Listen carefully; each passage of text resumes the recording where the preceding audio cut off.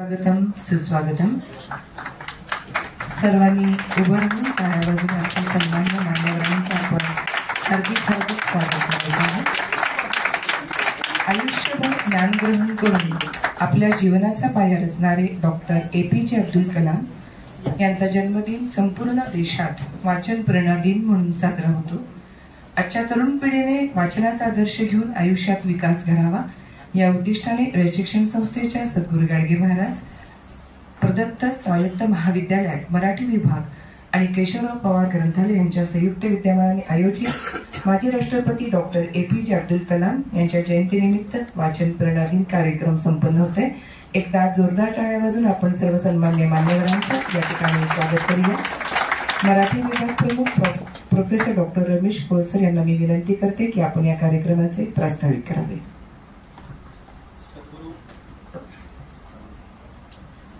सद्गुरू गाडगे महाराज महाविद्यालयातील केशवराव पवार ग्रंथालय आणि मराठी विभाग यांच्या विद्यमानं आज या ठिकाणी आपण वाचनाची आवड निर्माण व्हावी या उद्देशाने माजी राष्ट्रपती भारतरत्न डॉक्टर APJ अब्दुल कलाम यांचा जन्मदिन 15 ऑक्टोबर हा आपण वाचन प्रेरणा दिन म्हणून साजरा करतो. हा कार्यक्रम ज्यांच्या मार्गदर्शनाखाली आपण आयोजित केला आहे ते आमच्या महाविद्यालयाचे आणि आजच्या कार्यक्रमाचे अध्यक्ष आदरणीय प्राचार्य राजमणी साहेब, आजच्या कार्यक्रमाचे प्रमुख पाहुणे आदरणीय अरुण काकडे सर, या कार्यक्रमासाठी खास उपस्थित असलेले आपल्या महाविद्यालयातील माजी शिक्षणशास्त्र विभाग प्रमुख डॉक्टर RA कुंभार सर, समारोप समितीचे प्रमुख कसबे सर, ग्रंथपाल गायकवाड सर, उपस्थित सर्व प्राध्यापक, विद्यार्थी बंधू आणि भगिनींनो, मी आपल्या सर्वांचं या ठिकाणी या कार्यक्रमानिमित्त मनापासून स्वागत करतो. मराठी वाचन संस्कृती जपण्यासाठी सर्वांनी वाचकांना प्रेरित केले पाहिजे. वाचनाने माणूस सुसंस्कृत बनतो. महाविद्यालयीन विद्यार्थ्यांमध्ये वाचनाची प्रेरणा निर्माण करण्यासाठी व वाचनाची आवड वाढीस लावण्याच्या दृष्टीने आपण आज या कार्यक्रमाचं आयोजन केलेलं आहे. ज्यांचा जन्मदिन आपण वाचन प्रेरणा दिन म्हणून साजरा करतो ते भारताचे माजी राष्ट्रपती डॉक्टर APJ अब्दुल कलाम यांचे एक वाक्य फार सुंदर आहे. ते वाक्य असं आहे की ध्येय, ज्ञान, मेहनत आणि चिकाटी जर तुमच्याकडे असेल तर तुम्ही काहीही साध्य करू शकता. याप्रमाणे या ठिकाणी प्रत्येकानं वाचनाकडे वळलं पाहिजे. तुम्ही झोपल्यावर पाहता ती स्वप्न नसतात, तर स्वप्न तीच जी तुम्हाला झोपूच देत नाहीत अशी स्वप्न विद्यार्थ्यांनी नेहमी बाळगली पाहिजेत. अशा या समारंभासाठी ज्यांचं वाचन संस्कृतीमध्ये योगदान आहे असे पाहुणे आज या ठिकाणी आपण बोलवलेले आहेत. काकडे सर, आपलं महाविद्यालयामध्ये मनापासून स्वागत. काकडे सरांचा थोडक्यात परिचय सांगायचा झाला तर त्यांचं शिक्षण SSC पर्यंत झालेलं आहे आणि त्यांनी मोटार मेकॅनिकल मध्ये ITI वगैरे केलेलं आहे. त्याची सेवा Maharashtra scooter limited Satara, Telco company, tractor cleaner, रिक्षा चालक ते मालक अशी त्यांचा एक एकूण प्रवास असलेला आपणाला पाहायला मिळतो. त्यांनी सामाजिक कार्यामध्ये श्रमिक सहयोग संस्था कोळकेवाडी अलोरे चिपळूण जवळ त्यांनी कातकरी आणि धनगर समाजातील मुलासाठी 2004 पासून निवासी शाळा उभारणीमध्ये त्यांनी योगदान दिलेलं आहे. गरीब व गरजू आणि दिव्यांग विद्यार्थ्यांना शालेय वस्तू स्वरूपात व पुस्तक स्वरूपात त्यांनी मदत केलेली आहे. तसेच प्रयोगभूमी कोळकेवाडी पर्यावरण संतुलन राखण्यासाठी त्या ठिकाणी 7500 वृक्षांचं त्यांनी रोपण केलेलं आणि संवर्धन केलेलं आहे. त्याचं साहित्य 2011 मध्ये एका माणसाची गोष्ट ही कादंबरी त्यांची प्रकाशित झालेली आहे. अजून एक कादंबरी आणि कथासंग्रह प्रकाशनाच्या वाटेवरच आहे. 2008 पासून म्हणजे आपणाला या ठिकाणी कार्यक्रमासाठी त्यांना का बोलवले तर 2008 पासून ते कराडमध्ये शब्दवेध वाचन चळवळी त्यांनी स्थापना केलेली आहे आणि आज अखेर ही वाचन चळवळ सुरू असलेली आपल्याला पाहायला मिळते. तर या चळवळीमध्ये 40 ते 50 वाचक आहेत. प्रत्येक महिन्याच्या पहिल्या शनिवारी एकत्र येऊन वाचलेल्या पुस्तकांवरती दिलखुलास चर्चा या उपक्रमामध्ये केली जाते. याच्यामध्ये वयाच्या 40 वर्षापासून ते 80 वर्षापर्यंतचे वाचक या वयोगटामध्ये सामील असलेले आपल्याला पाहायला मिळतात. आकाशवाणीवरती सुज्ञ वाचक म्हणून त्यांची मुलाखत प्रकट झालेली आहे. असे प्रमुख पाहुणे आज या ठिकाणी आपण लाभलेले आहेत. सर, आपलं महाविद्यालयामध्ये पुन्हा एकदा मी मनापासून स्वागत करतो आणि माझं प्रास्ताविक थांबवतो. जय हिंद, जय महाराष्ट्र. धन्यवाद सर. यानंतर स्वागत समारंभ संपन्न होत आहे. आजच्या कार्यक्रमाला लाभलेले सन्माननीय प्रमुख वक्ते, प्रमुख पाहुणे माननीय श्री अरुण काकडे सर, ज्येष्ठ साहित्यिक यांचे स्वागत महाविद्यालयाचे आदरणीय प्राचार्य डॉक्टर मोहन राजवाने साहेब यांनी करावे अशी विनंती. यानंतर मी साहेबांनाच विनंती करते की आजच्या कार्यक्रमाला आवर्जून उपस्थित असणारे doctor R A Kumbhar sir यांचे या ठिकाणी स्वागत करावं. यानंतर सुनील चव्हाण सर सुद्धा आणि वाचनाच्या चळवळीमध्ये अग्रेसर असणाऱ्यांचं स्वागत मराठी विभाग प्रमुख प्रोफेसर डॉक्टर रमेश पोळ सरांनी करावे अशी विनंती. मी पोळ सरांना विनंती करते की महाविद्यालयाचे आदरणीय प्राचार्य डॉक्टर मोहन राजवाने साहेब यांचे गुलाब पुष्प देऊन स्वागत करावे. तसेच ग्रंथपाल महेश गायकवाड सर यांना मी विनंती करते की उपस्थित व्यासपीठावरील मान्यवरांचे गुलाब पुष्प देऊन स्वागत करावं. सर्वप्रथम मराठी विभाग प्रमुख प्रोफेसर डॉक्टर रमेश पोळ सर यांचे स्वागत संपन्न होते. याचबरोबर प्राध्यापक डॉक्टर दिलीप कुमार कसबे सर यांचं गुलाब पुष्प देऊन स्वागत संपन्न होते. याचबरोबर या ठिकाणी doctor A K Patil sir यांचे गुलाब पुष्प देऊन स्वागत संपन्न होत आहे. मी अनंत निकम सर यांना विनंती करते की त्यांनी महेश गायकवाड सर यांचं गुलाब पुष्प देऊन स्वागत संपन्न करावं. आणि एकदा आपण सर्वांनी जोरदार टाळ्या वाजवूया की ज्यांच्यापर्यंतही सुमनं पोहोचलेली नाहीये त्या ठिकाणी आपण शब्द सुमनांनी स्वागत करूया. असा हा स्वागताचा सुंदर कार्यक्रम या ठिकाणी संपन्न होत आहे. मला या ठिकाणी आवर्जून एक सूचना आणि एक अशी खास विनंती करायची आहे की आपल्या महाविद्यालयाला आज पुस्तक भेट मिळणार आहे आजच्या कार्यक्रमाचे सन्माननीय पाहुण्यांकडून.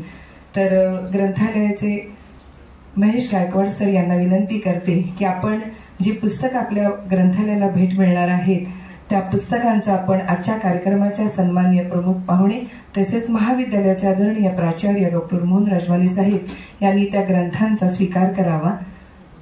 एका माणसाची गोष्ट हे अरुण काकडे सरांचं पुस्तक आहे, ते आपल्या ग्रंथालयाला भेट मिळते. याचबरोबर मल्टिपल इंटेलिजन्स ऑफ कर्मवीर हे सुद्धा डॉक्टर आर ए कुंभार सरांची या 5 प्रती आपल्या ग्रंथालयास आज भेट मिळत आहेत. विद्यार्थ्यांनो, वाचन चळवळ सुरू आहेच. आपण या पुस्तकांचं वाचन आवर्जून करावं अशी मी आपल्याला विनंती करते.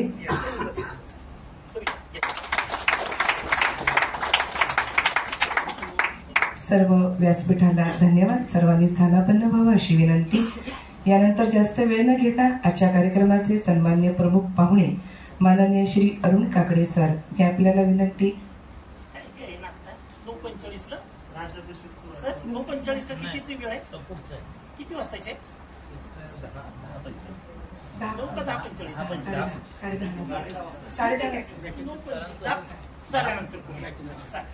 आजच्या कार्यक्रमाचे सन्माननीय प्रमुख वक्ते पाहुणे माननीय श्री अरुण काकडे सर यांनी वाचन संस्कृतीविषयी आम्हाला या ठिकाणी मार्गदर्शन करावं, आपले विचार व्यक्त करावेत अशी विनंती.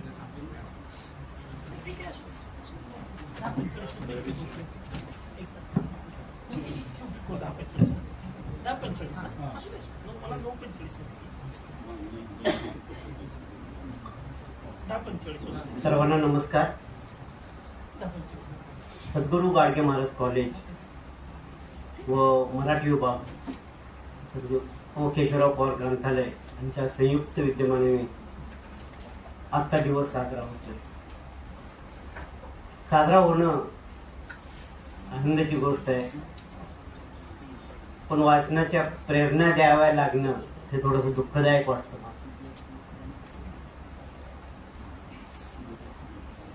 तर मी थोडासा आता समोर एवढे विद्यार्थी बघितल्यानंतर मला दडपण हजारो श्रोत्यांच्या समोर बोलू शकतो, पण मागच्या आठवड्यात लोकसत्ता वाचला आणि त्या लोकसत्तामध्ये 4 ओळी अशा लिहून आल्या होत्या की त्यामुळे विद्यार्थ्यांच्या समोर यायचं म्हणजे भीती वाटायला लागली. त्या ओळी काय आहेत त्या अगोदर सांगतो. जातो तिथे उपदेश आम्हा सांगतो कोणीतरी, कीर्तने सारीकडे सोहीकडे ज्ञानेश्वर, काळजी आमच्या हिताची एवढी वाहू नका, सुखे जाऊ नरकात आम्ही तेथे तरी येऊ नका. मी कोणताही उपदेश करायला आलो नाही, प्रबोधन करायला आलो नाही. जे काही मी वाचलंय ते तुम्हाला सांगायला आलोय. बाकी काही नाही. मंचावरील उपस्थित सर्व मान्यवर, राजमाने सर, प्रिन्सिपल, ग्रंथपाल, मराठी विभाग प्रमुख आणि पलीकडच्या बाजूला बसलेले महाराष्ट्र आणि महाराष्ट्रभर, महाराष्ट्रातल्या 4 जिल्ह्यात ज्याने APJ अब्दुल कलाम समजावून सांगितला, खेड्यापाड्यातून ते हरेकुंभार तात्या, त्यांच्या पलीकडे बसलेला महाराष्ट्रातला वाचता आणि पुस्तकं वाटणारा आणि वाचणारा माणूस, असं मला म्हणावं लागेल की सुनील चव्हाण सर, त्यांच्या पलीकडचे कसबे सर आणि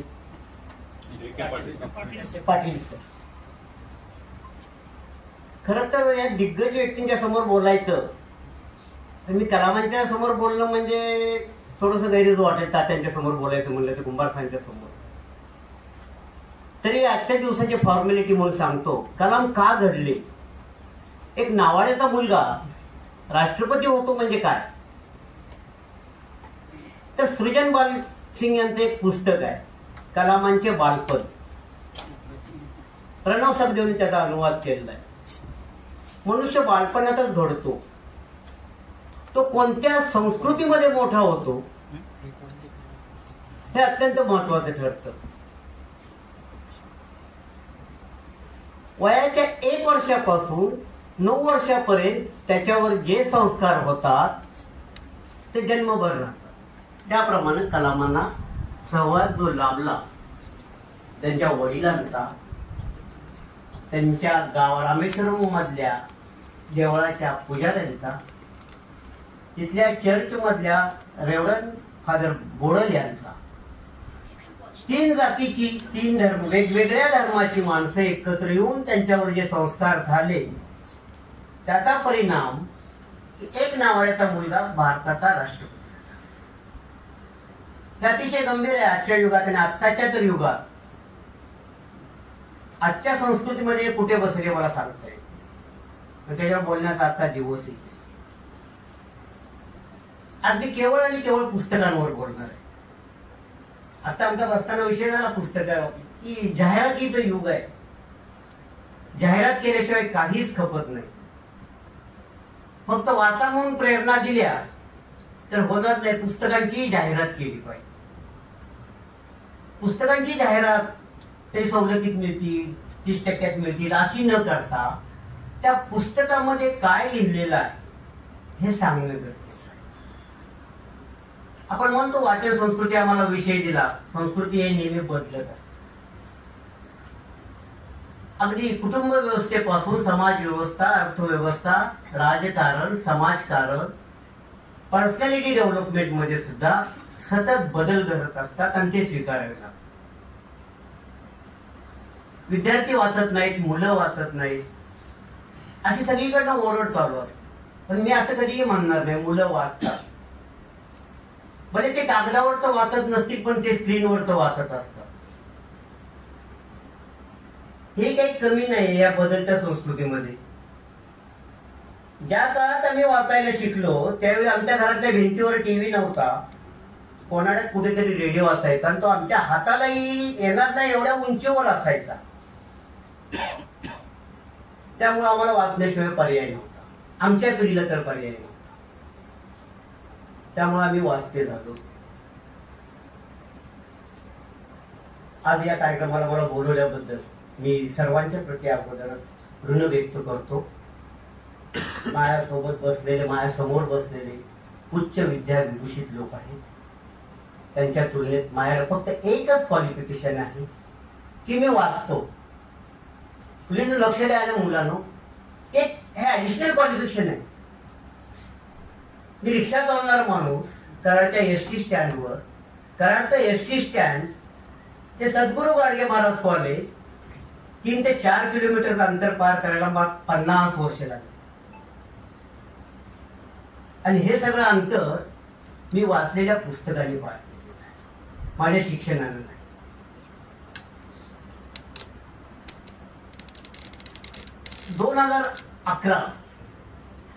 11 ऑगस्ट 2009 साली तामिळनाडूमध्ये इरुंद जिल्ह्यात एक बुक फेअर म्हणजे पुस्तकांची जत्रा किंवा पुस्तक प्रदर्शन, पुस्तक महोत्सव भरलेला होता. 2 लाख लोक त्यामध्ये होते आणि त्यांच्यासमोर कलामांनी एक भाषण केलं. त्यामध्ये कलामांनी तिथल्या उपस्थित सर्वांना एक शपथ घ्यायला लावली. ती शपथ कोणती होती ती मी तुम्हाला सांगतो आणि आपल्या नेमून दिलेल्या विषयाकडे मी वळतो. कलामांनी सांगितलं की मी माझ्या घरात आज 20 पुस्तकांनी माझं वाचनालय चालू करेल. माझा मुलगा ते 200 पुस्तकापर्यंत नेईल आणि माझा नातू ते 2000 पुस्तकांपर्यंत नेईल. आणि दररोजचा 1 तास आम्ही सर्व कुटुंबीय त्या वाचनालयात बसू. ती पुस्तकच आमच्या घरची संपत्ती असेल. लाडक्या बहिणींना माझी विनंती आहे, जर 1,500 रुपये महिना मिळत असतील तर त्यातले किमान 250 रुपये महिन्याला पुस्तकासाठी खर्च करायला काय हरकत नाही. मी माझ्या दोन्ही सुनांनाही सांगितले, बायकोला काही मिळू शकत नाही पण त्यांनाही गरज नाहीये, पण त्यांनी ते घेतलेले. त्यांचे नवरे लाख रुपये कमवतात, माझी मुलं, पण त्या 1,500साठी जीव तुटतो. त्याचा काय काय व्याप केला असेल मला माहिती नाही. मग म्हणलं त्याची पुस्तकं तरी घ्या. नाही म्हणले आमच्या रिचार्जची सोय झाली. ते विनोदाचा भाग आहे हा. राजवाणी सर, तुम्हाला गंमत सांगतो. पण कुंभार सरांचा फोन आला की तुम्हाला इकडे जायचं आहे. त्यानंतर आपल्या कॉलेजच्या 5 प्राध्यापकांनी माझा पाठलाग केला. बरं, गेले 3 दिवस सतत तुम्ही येताय ना, तुम्ही बोलताय ना, केव्हा येताय. मला वाटते पाठलाग हा वसंत केशव पाटलांच्या पासून चालू झाला काय. एका पुस्तकाचा पाठलाग, तसा एका लेखकाचा पाठलाग, एका वाचकाचा पाठलाग हे मी पहिल्यांदा बघतो. आणि हा माझ्यातला वाचकाचा बहुमान.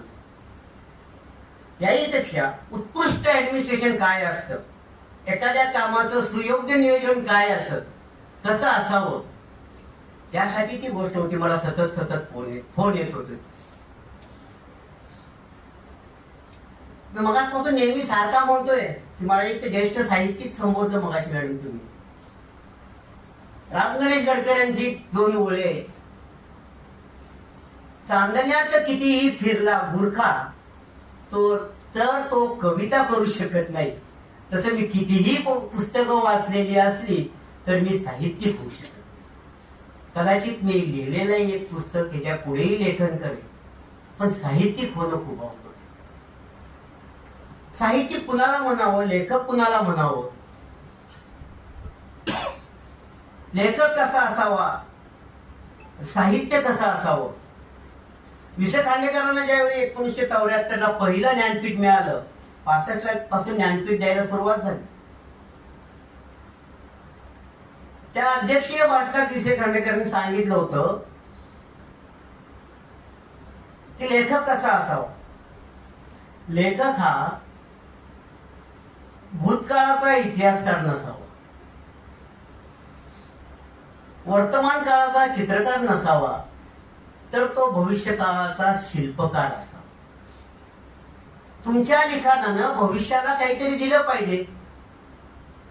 ज्यावेळेला एखादं पुस्तक वाचतो, एखादी व्यक्ती वाचक वाचतो, 2-2.5 तास एकेका वेळी 10-10 तास घालवतो, तर त्या पदरात काहीतरी पडलं पाहिजे, असा लेखक असावा. आणि मला प्रश्न आजही पडतो, ययातीनं आम्हाला दिलं काय. हा विषय वादच आहे. त्यानंतर शिरवाडकरांना मिळालं, करंदीकरांना मिळालं, नेमाड्यांना मिळालं. 85 पर्यंत ज्ञानपीठ हे विशिष्ट कलाकृतीला दिलं जाईल आणि 85 नंतर त्या लेखकाच्या समग्र साहित्याला दिले. लोक म्हणतात हिंदूसाठी नेमाड्यांना ज्ञानपीठ मिळालं, तसं नाही, त्यांच्या समग्र लिखाणासाठी. करंदीकरांना ज्यावेळी ज्ञानपीठ मिळालं, स्वेदगंध, मृदगंध, त्याहीपेक्षा करंदीकरांनी लिहिलेलं अष्टदर्शने या पुस्तकाचं मला खूप कौतुक वाटतं. 8 दार्शनिक जगभरचे त्यांनी मांडले. त्यामध्ये भारताचा चार्वाक आहे, कांट आहे, निश्चय आहे, कोपनिकल आहे. दार्शनिक म्हणजे काय, तर तत्वज्ञान सांगणं. आणि त्या भाषणामध्ये करंदीकरांनी पहिल्या सुरुवातीला एक 30 सेकंदाचं भाषण जे केलं त्यामध्ये त्यांनी सांगितलं, आम्ही भारतीयांनी 5 पाप केली. पहिलं पाप कोणतं असेल तर ती भारताची फाळणी, आणि दुसरं पाप कोणतं असेल तर आम्ही गांधीजींचा वध केला. आता पुढची 3 पाप कोणती आहे ते अष्टदर्शनेमध्ये तुम्ही शोधायची. ही वाचन प्रेरणा आहे.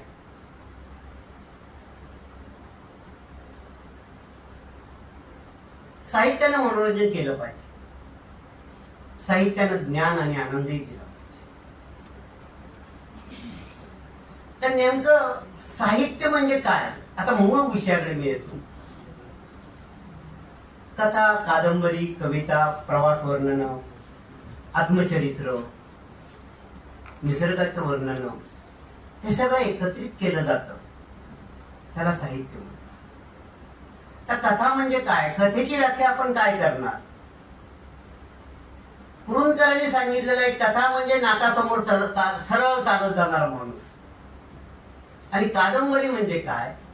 जर एसटी स्टँडवर जायचं असेल तर अगोदर कारव्याला जायचं आणि कारव्यातनं तिकडनं इकडे एसटी स्टँडला यायचं, इकडे तिकडे फिरत, म्हणजे कादंबरी. कथेमध्ये घटना महत्वाची असते आणि कादंबरीमध्ये नायक महत्वाचा असतो. अनेक घटनांची मिळून एक कादंबरी होती. कविता 200 पानाचं पुस्तक लिहायला जेवढा वेळ लागतो तेवढी 20 ओळींची कविता सांगून जाते, तिला कविता म्हणतात. आणि 20 ओळीच्या कवितेमध्ये सांगायला जेवढा वेळ जातोय तेवढी एखादी गझल एका शेर मध्ये सांगून जाते. सिंधुताई सपकाळ सगळ्यांना नाव माहित आहे ना. ममता सपकाळ त्या गझलकार आहेत, खूप सुंदर गझल आहेत बघा. त्यांची गंमत म्हणून सांगतो, त्यांची एक गझल माझ्या खूप आवडत्या गझलकार आहेत, दिलीप पांढरपट्टे आणि ममता सपकाळ. कसा धरावा नेम तुझ्यावर, कसा धरावा नेम तुझ्यावर, अजून आहे प्रेम तुझ्यावर, तू ऐवज दुसऱ्याचा वेड्या, कसा करावा क्लेम तुझ्यावर. बघा, कवितेला व्याकरणाची गरज नसते. आता सध्या जी अभिजात भाषा वगैरे वगैरे चालले सगळं, मला तर वाटत नाही कोणतीही भाषा अभिजात असते. आपल्या अगोदर तेलुगूला 50 वर्ष अभिजात भाषेचा दर्जा मिळाला, आणि तेलुगुलाच का मिळाला? आमची मराठी एवढी मायबोली वगैरे वगैरे वगैरे. पण मी आधी दाव्यासहित सांगतो, तेलुगू सारखे लेखक भारतातल्या कोणत्याही भाषेत नाहीत. जर तुम्ही अखेरचं झोपडं हे अनुवादित पुस्तक, आणि आपल्या वसंत केशव पाटलांनीच केले आहे, ते मूळ लेखक आहेत त्या पुस्तकाचे डॉक्टर के रेड्डी, डॉक्टर के केशव रेड्डी. इनमीन 36 तासांची कादंबरी, 4 पात्र, एक मनवा, एक चिन्या त्याचा मुलगा, एक साधू आणि एक पुत्र. ही 4 पात्र, त्यांचे संवाद, आणि त्याविषयी त्या तेलुगू लेखकानं लिहिलेले त्यांची मतं, त्यांनी उभा केलेली ही 4 पात्र. मराठी साहित्यात असं लिहिलंच गेलं नाही असं मी म्हणेन. अपवाद अण्णाभाऊ साठे आणि श्रीमा माटे आणि महादेव मोरे, बाकी कोणतेही लेखकांनी लिहिलं ना. खांडेकरांनी लिहिलं ना, करंदीकरांनी लिहिलं ना, शिरवाडकरांनी लिहिलं.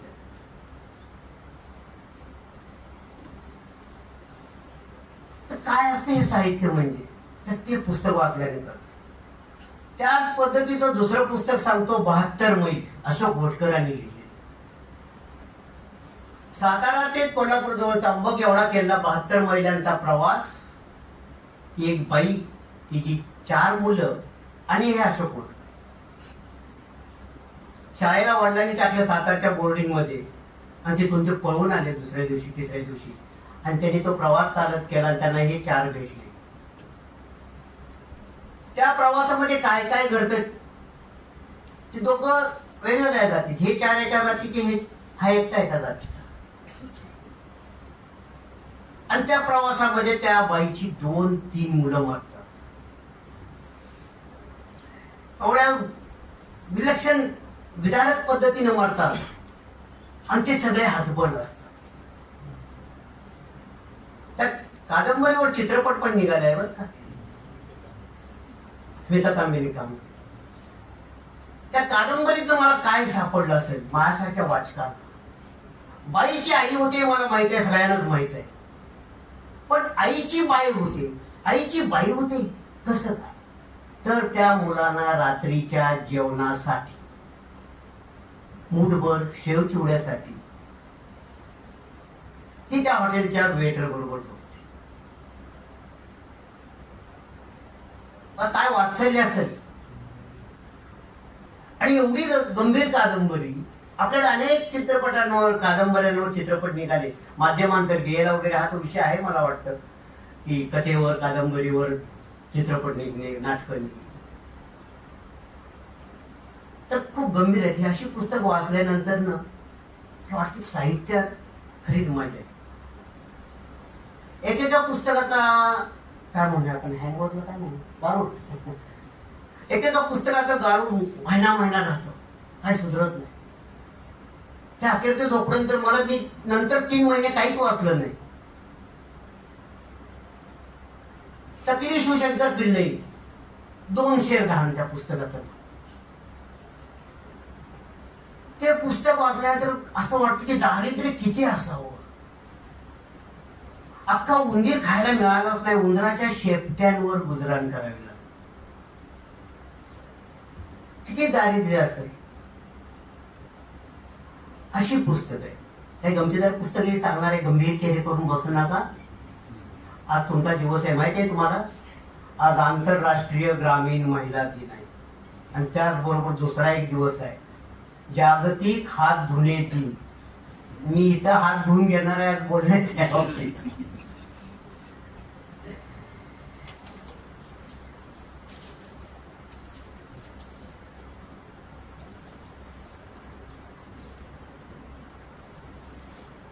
माझ्या विद्यार्थी मित्रांनो, हे एका पुस्तकाचं नाव आहे जे यशवंतराव चव्हाण साहेबांनी लिहिलं.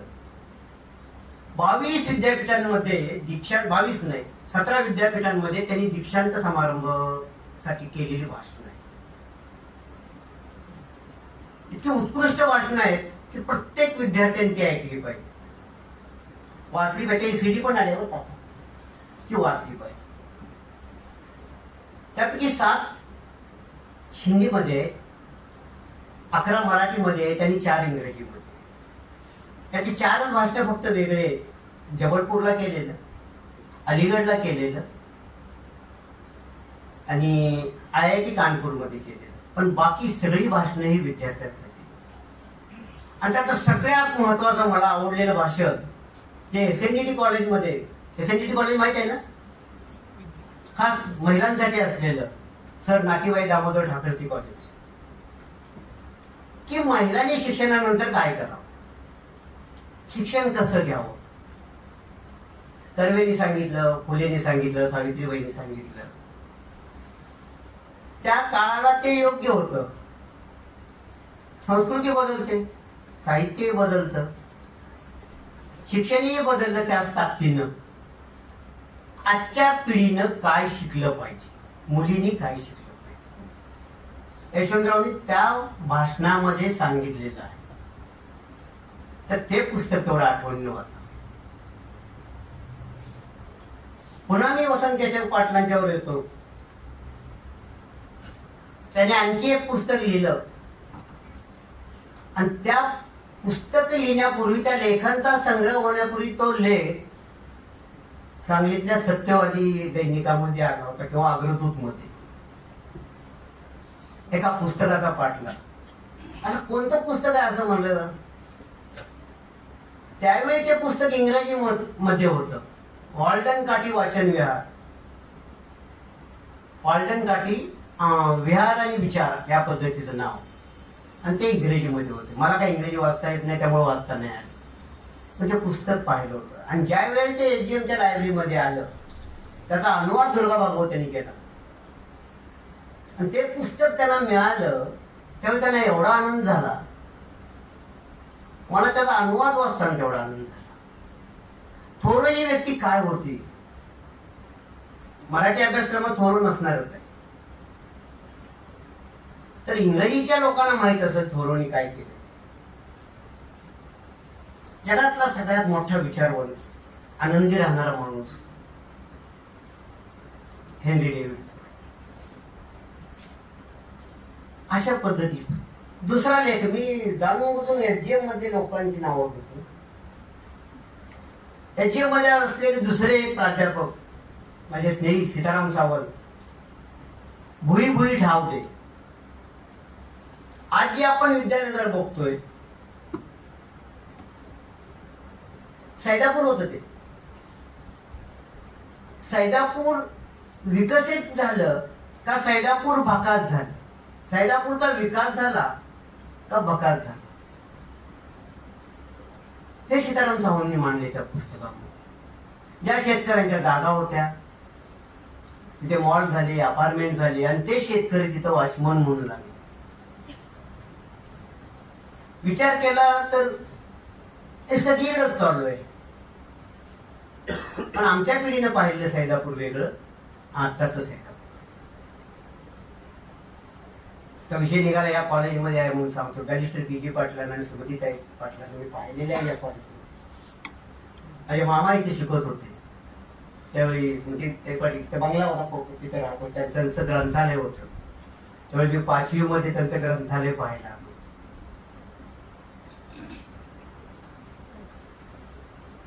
त्यांनी जे काम केलं, त्यांनी पुस्तक लिहिलं. आमच्या संस्थेवर जायचे, ज्या संस्थेचा मी स्नेही आहे टिळकांच्या नावाची, आज ताब्यात तो गीतारस्य कुणी पाहिलेला नाही.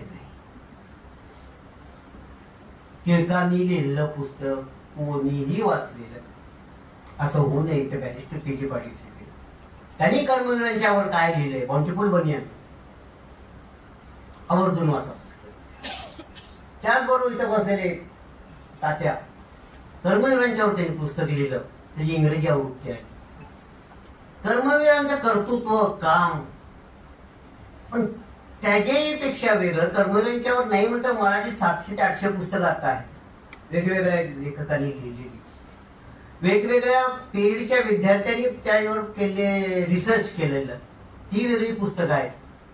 पण त्या सगळ्यापेक्षाही वेगळं पुस्तक कसं आहे तर कर्मवीरांच्या बहुविध बुद्धिमत्ता.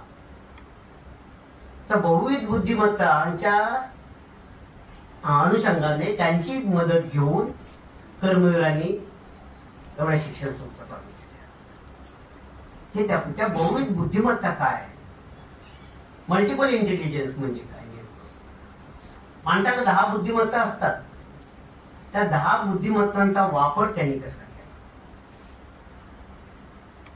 ही दोन्ही पुस्तकं मराठी आणि इंग्रजी तुम्ही सायमल्टेनियसली वाचावी, म्हणजे तुमच्या भाषेवरचं प्रभुत्व वाढेल. मराठी येतं त्यांना इंग्रजी समजेल आणि इंग्रजी येतं त्यांना मराठीही समजेल. त्यानंतर माझी आवडती कादंबरी मराठी साहित्यातली शंकर पाटलांची टारफुला. टारफुला या कादंबरीला नायक नाही, नायिका नाही, संपूर्ण गाव नायक आहे त्या कादंबरीत. ज्या वेळेला या कादंबरीचं प्रकाशन झालं त्यावेळी नेमाडे सर होते, शंकर पाटील होते. शंकर पाटलांनी त्यावेळी सांगितलं की मराठी साहित्यातील ग्रामीण कादंबरी ही लाज आणणारी आहे, म्हणून मी आयुष्यात पहिली कादंबरी लिहिली टारफुला. शंकर पाटील कथा लिहिणारा माणूस, लेखक. टारफुलामध्ये एक गाव कसं चांगलं हसतं खेळतं नांदतं गाव असतं, त्या गावाचा पाटील मरतो, तो निपुत्रिक असतो. मग ती पाटली तिच्या भावांना वतनावर बोलवते किंवा दादा पाटील वतनावर तिथे येतो आणि बघता बघता बघता गावाची संस्कृती बदलून जाते. ती संस्कृती कशी बदलते हे शंकर पाटलांनी. त्या कादंबरीच्या प्रत्येक पानावर येणारं पात्र त्या कादंबरीचा नायक होऊन जातं. एवढी त्यांच्या लिखाणामध्ये ताकद आहे. त्याच पद्धतीची आता दुसरी एक कादंबरी गेल्या 5-6 वर्षांमध्ये आली कृष्णात खोताने लिहिलेली रौंदाळा कादंबरी त्याच पद्धतीवर आहे. तर कृष्णात खोताने गेल्या वर्षी साहित्य अकादमी या वर्षी मिळाली. दुर्दैवांचं एकही पुस्तक मी वाचलं नव्हतं, तर ती रिंगाणला मिळाली. आता रिंगाण म्हणजे काय, तर पुस्तक मी रोज बघायचो बरं का. त्यावर म्हशीचे चित्र आहे, रागावलेली म्हैस, शिंग वगैरे धारदार असलेली, लाल डोळे. तर काय भानगडे रिंगाण म्हणजे, तरी म्हणून वाचली असेल. आणि ज्यावेळी मी रिंगाण वाचायला घेतलं, त्या कादंबरीची नायिका म्हैस आहे. बघा किती विलक्षण ताकदीने लिहिले. कृष्णात खोत ती कादंबरी वाचल्यानंतर रिंगाणला साहित्य अकादमी मिळाली. त्यानंतर त्यांचे गावठाण, जडझिंबडचा नायक पाऊस आहे. पाऊस हा नायक असू शकतो. पावसाने काय काय होतं, महापूर येतो, मग महापुरात काय होतं. एवढ्या विलक्षण ताकदीनं माणसांचं वर्णन केले. घरात धान्य आहे, गावात गिरणी आहे, पण लाईट नसल्यामुळं जळता येत नाही. आणि ज्याच्या घरात जाता आहे त्याच्या दारात लाईन लागली. कोल्हापूरचा भाग 2005 ला, आता 2021 ला पाण्याखाली होता. तिकडच्या माणसांना याची झळ पोचली. आणि ज्यांना झळ पोचते ना, त्यांच्याच हातून लिखाण होतं बरं का. फाळणी झाली, महाराष्ट्रातल्या एकाही लेखकाला झळ पोचली नाही. एकाही लेखकानं महाराष्ट्रातल्या फाळणीवर एकही कथा किंवा एकही कादंबरी लिहिली नाही. पुन्हा वसंत केशव पाटील त्यांनी फाळणी नावाचे 2 खंड काढले. 84 कथा त्यामध्ये आहेत वेगवेगळ्या लेखकांच्या. सगळ्यात जास्त सादत हसन मंटोच्या आहेत, राजेंद्र सिंग बेदीच्या आहेत, कृष्णचंद्रच्या आहेत, इस्मत चित्तईच्या आहेत. फक्त एक कथा त्यामध्ये भादखेरांची आहे. कारण फाळणीची आपल्याला काही झळ पोचली नाही. खरं तर कराडकरांना कशाची झळ पोचलेली नाही. 67चा भूकंप सोडल्यास त्याचीही नाही जास्त झळ पोचली. पण परवा 6 दिवस पाणी नव्हते तेव्हा झळ पोचली. त्यावेळी पाण्याचं महत्व समजलं. आता आम्हाला पाण्याची किंमतच नाही.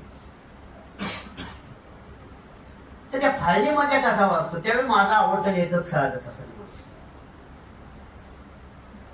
अमोलचा पाकिस्तानचा, बरेच आयुष्य त्याचं मुंबईत गेलं. आणि फाळणीच्या वेळेला त्याला हाकललं त्याच्या मित्रांनी, तू जा नाहीतर इथं मारतील तुला. म्हणून तो तिकडे गेला आणि तो मेला. नवाजुद्दीन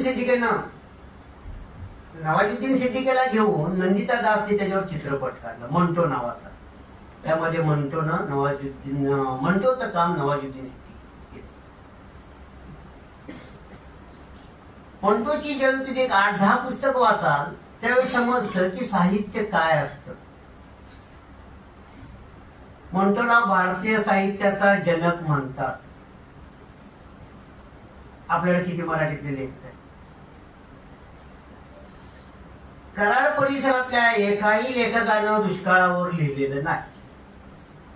रामराम बोराटेंनी, उद्धव शेळकेंनी, धग, पाचोळा, दुष्काळावर विदर्भातल्या लोकांनी लिहिलं. कवठे महांकाळच्या दिनकर भोसलेंनी दुष्काळावर कथा लिहिली. मग या पुण्यातल्या लोकांनी पानशेतच्या धरण फुटल्यावरती लिहायचं होतं. त्याच्यावर फक्त कन्ना कविता आहे, बाकी काही नाही. धरणावर गोळी दांडीकरांनी लिहिलं, अनिल बर्वेंनी लिहिलं 18 फूट गेलं पाणी, कोळशाच्या खाणीत पाणी गेल्यानंतर काय होतं त्याच्यावरही चित्रपट आला कालापत्र अमिताभ बच्चनचा. आम्ही भगीरथाचे पुत्र 1958 ची कादंबरी, 59 ची ययाती, दोन्ही ज्ञानपीठच्या रेस मध्ये होते त्यावेळेला. तर मराठीचे असतील विद्यार्थी आवर्जून बघा, ते सगळे रेफरन्स आहेत. तर सगळ्या लोकांना वाटत होतं की गोणी दांडेकरांच्याकडे या पहिलं ज्ञानपीठ जाईल, पण ते यायला नाही.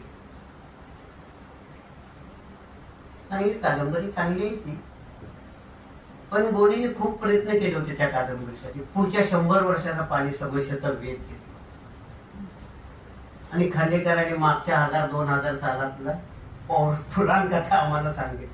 त्यांनी त्यात लिहिले महाराष्ट्रातलं पहिलं मराठीचं पुस्तक आहे.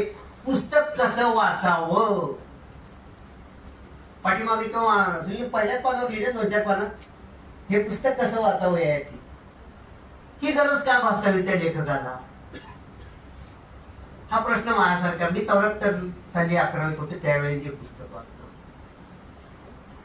तासगाव कॉलेजचं त्यावेळी स्नेह संमेलन होतं, त्यावेळी गंबा सरदार त्याचे प्रमुख पाहुणे होते. तर मग या परिसंवादात मलाही भाग घ्यायचा आहे म्हणून मी भाग घेतला आणि याची मला कशी कशी आवडली नाही ती मी सांगितली.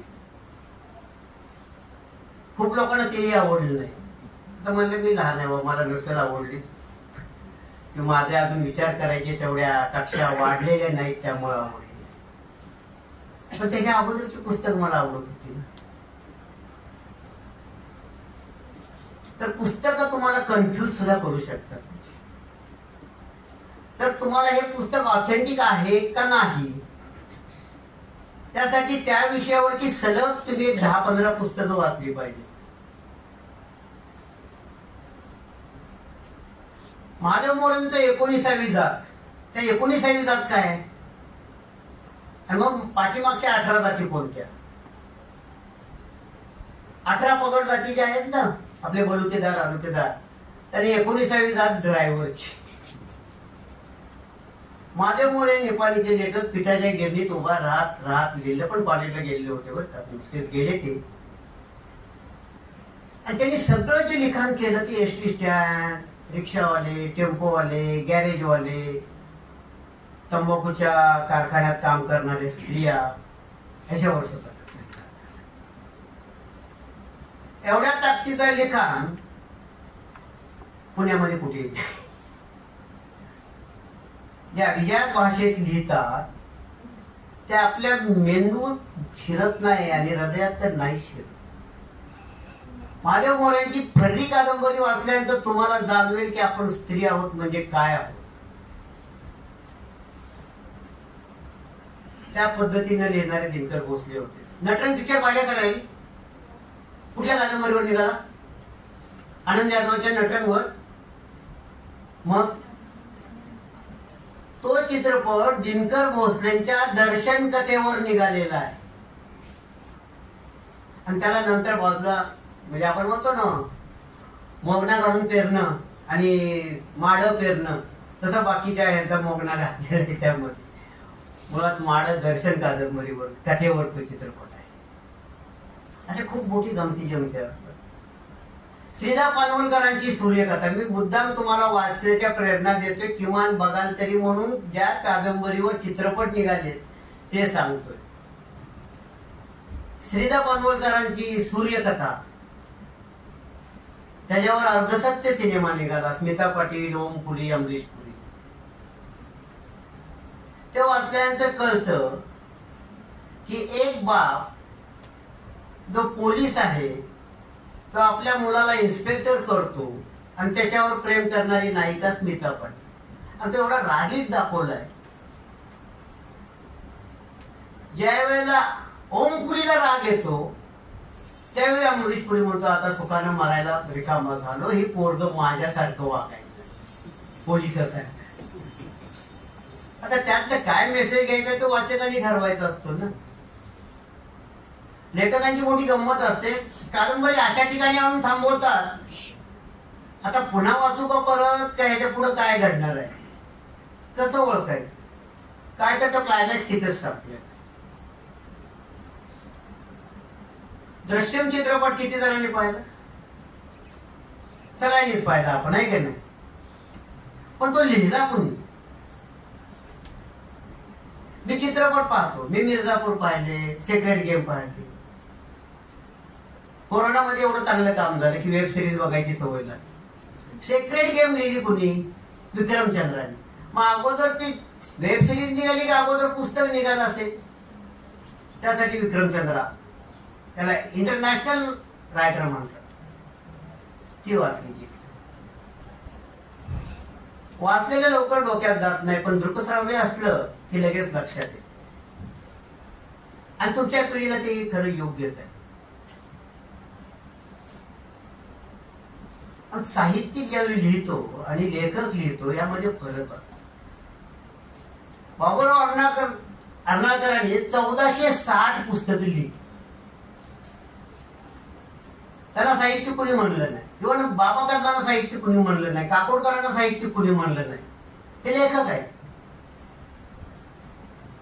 लेखकाने करमणूक करावी असं मलाही वाटतं. जे अर्नाळकरांनी केली, सुहास शिरवळकरांनी केली, गुरुनाथ नाईकांनी केली, पण त्यांचे आमच्यावर उपकार आहे की त्यांनी आम्हाला एका जाग्यावर बसायला शिकवलं. वाचनाची आवड, वाचनासाठी एका जाग्यावर बसावंच लागतं. गुडघ्यातले 2 मेंदू आणि डोक्यातला 1 मेंदू स्थिर ठेवावा लागतो, तरच वाचन. साहित्यिकांचं साहित्यिक जे लिहितात त्याच्यावर चिंतन, मनन होत.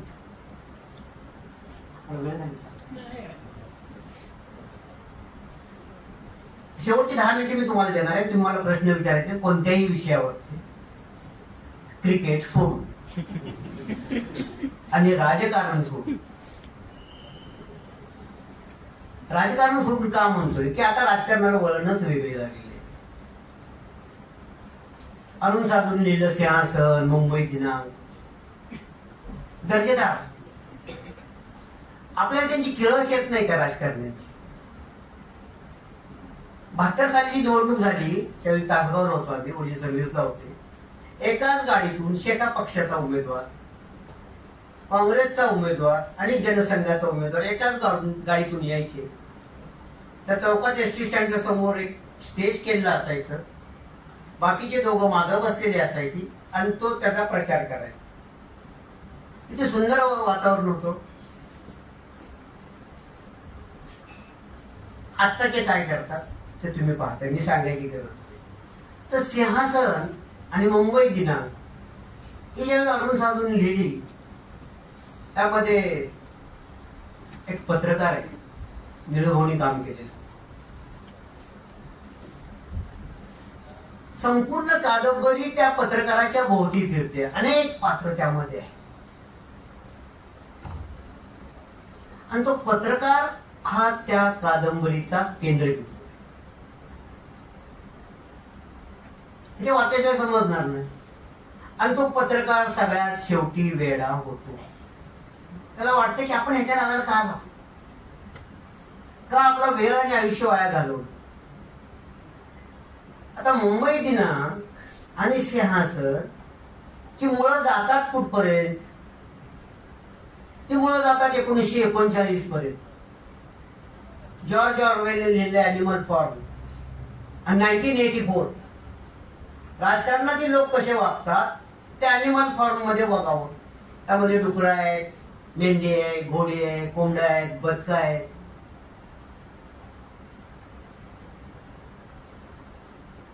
त्या कादंबरीचा शेवट इथपर्यंत आपण जीव कोण यांच्यासाठी काम करतोय, पण हे सगळे एकच आहेत आतनं. कशाला आपण भांडत बसलोय? हे माझं तुझं रंग वेगळे. हे जॉर्ज ऑरवेलने 1939 साली सांगितलं. आता जी आपली अवस्था आहे ती 1984 मध्ये त्यांनी सांगितलं. तुम्हाला आधार कार्ड पाहिजे, पॅन कार्ड पाहिजे, आणखी काय काय काय काय काय काय पाहिजे. Big brother is watching to you. तुमच्यावर सतत कुणाचं ना कुणाचं तरी लक्ष आहे. तुम्ही आता कुठे बसलेला, तुम्ही कोणत्या रंगाचे कपडे घातले, तुम्ही सकाळी काय जेवलेला, हे सगळं कोणतरी लक्ष ठेवून आहे. तुमचं अभिव्यक्ती स्वातंत्र्य तर गेलेलंच आहे आपलं. आणखी काही दिवसांनी आपल्याला विचारावं लागेल, आज आम्ही जीवू का, आज हे पुस्तक आम्ही वाचू का. आता वेळ तशी आलेलीच आहे बरं का. काही पुस्तकं जाणीवपूर्वक लपवली जातात, काही उजेडत आली.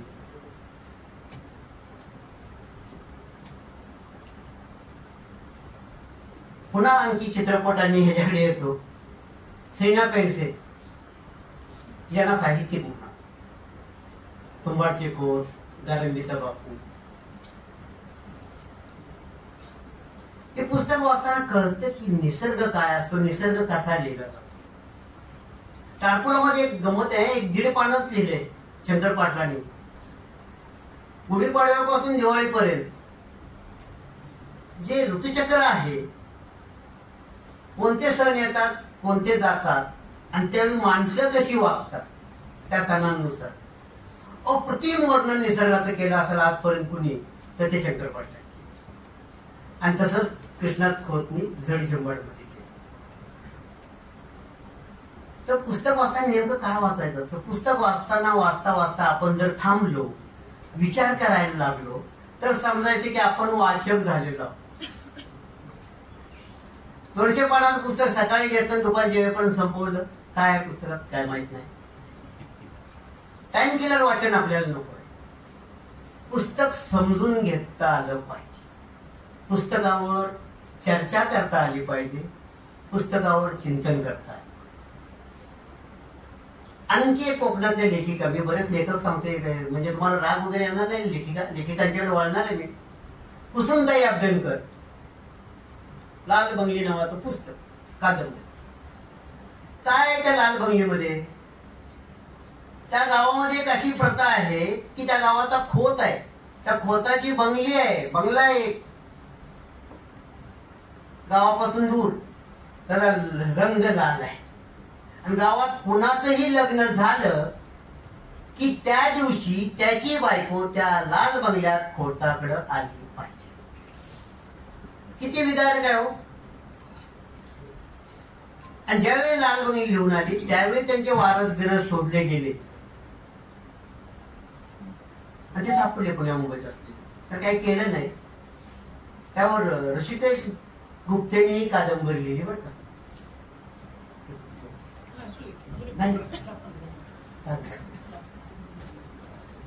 तर वाचण्यामुळे मनुष्याला जे प्रगल्भता येते, समाजात कसं जगावं ते सगळ्या मागच्या पिढीचे लेखक आहे. गेल्या वर्षी लोकसत्तामध्ये एक वर्षभर 52 पुस्तकं लिहिली गेली. त्यातली 25 आदल्या पिढीने लिहिलेली आणि 25 आत्ताच्या पिढीने लिहिली. त्याचं टायटलच आदल्या आणि आत्ताचे होते. त्यावेळेला प्रतीकपुरीने 19व्या जातवर लिहिलं होतं आणि विना गवाणकरांनी प्रतीकपुरीचे चॅलेंज या पुस्तकावर. प्रतीकपुरी आघाडीचा लेखक, त्याने पहिलं पुस्तक मोग पुरुष लिहिलं की मनुष्याला पडणारे विवेक, मनुष्याजवळ असलेला विवेक आणि त्या विवेकानुसार तो करत असलेला विचार, तो गौतम बुद्धापासून तो सगळ्यांना प्रश्न विचारतो विवेकानंदांपर्यंत. 15-20 वर्षापूर्वी मी आपल्या लायब्ररीतले एक पुस्तक वाचलं होतं, कितने पाकिस्तान. मला संभाजीराव मोहितेने वाचायला दिलं, कमलेश्वरने लिहिलेलं. तीच नेमकी थीम कमलेश्वरनी सुद्धा असंच त्या काळातल्या महापुरुषांपासून राजकारणातल्या व्यक्तीपर्यंत प्रत्येकाला प्रश्न विचारले. पण बाबरावला प्रश्न विचारलाय कमलेश्वरनी कितने पाकिस्तान मध्ये. तू बाबरी मशीद केव्हा बांधलीस, का बांधलीस, त्यासाठी बांधलीस. बाबरी मशीद तोडण्याच्या पूर्वीचं पुस्तक आहे बरं. त्याच्या साहेबांचे दिसलं तर बाबर म्हणतो की त्या अयोध्येला कधी गेलोच नाही, कशाने तिथं मशीद बांधली. मग हे कोणी केलं? मग त्या आर्किओलॉजिस्टने केलं असेल कदाचित. इमारत बांधून झालेली आहे, तो मेलेला आहे बाबर. कोण शिला बसवायची म्हणून पुन्हा तरी बसवली जाते. आत्ताचे जे प्रकार चालतात, उद्घाटन एक करतो, पायाभरणी एकाने केलेली असते, उद्घाटन करण्याचं नाव कोण शिलेवर आणलं असतं, तो प्रकार. आणि याचे उल्लेख बाबरनामामध्ये पण आहे. सुनील चव्हाणांनी मला दिलेला आहे बाबरनामामध्ये. तर पुस्तकातून ह्या काही गमती जमती.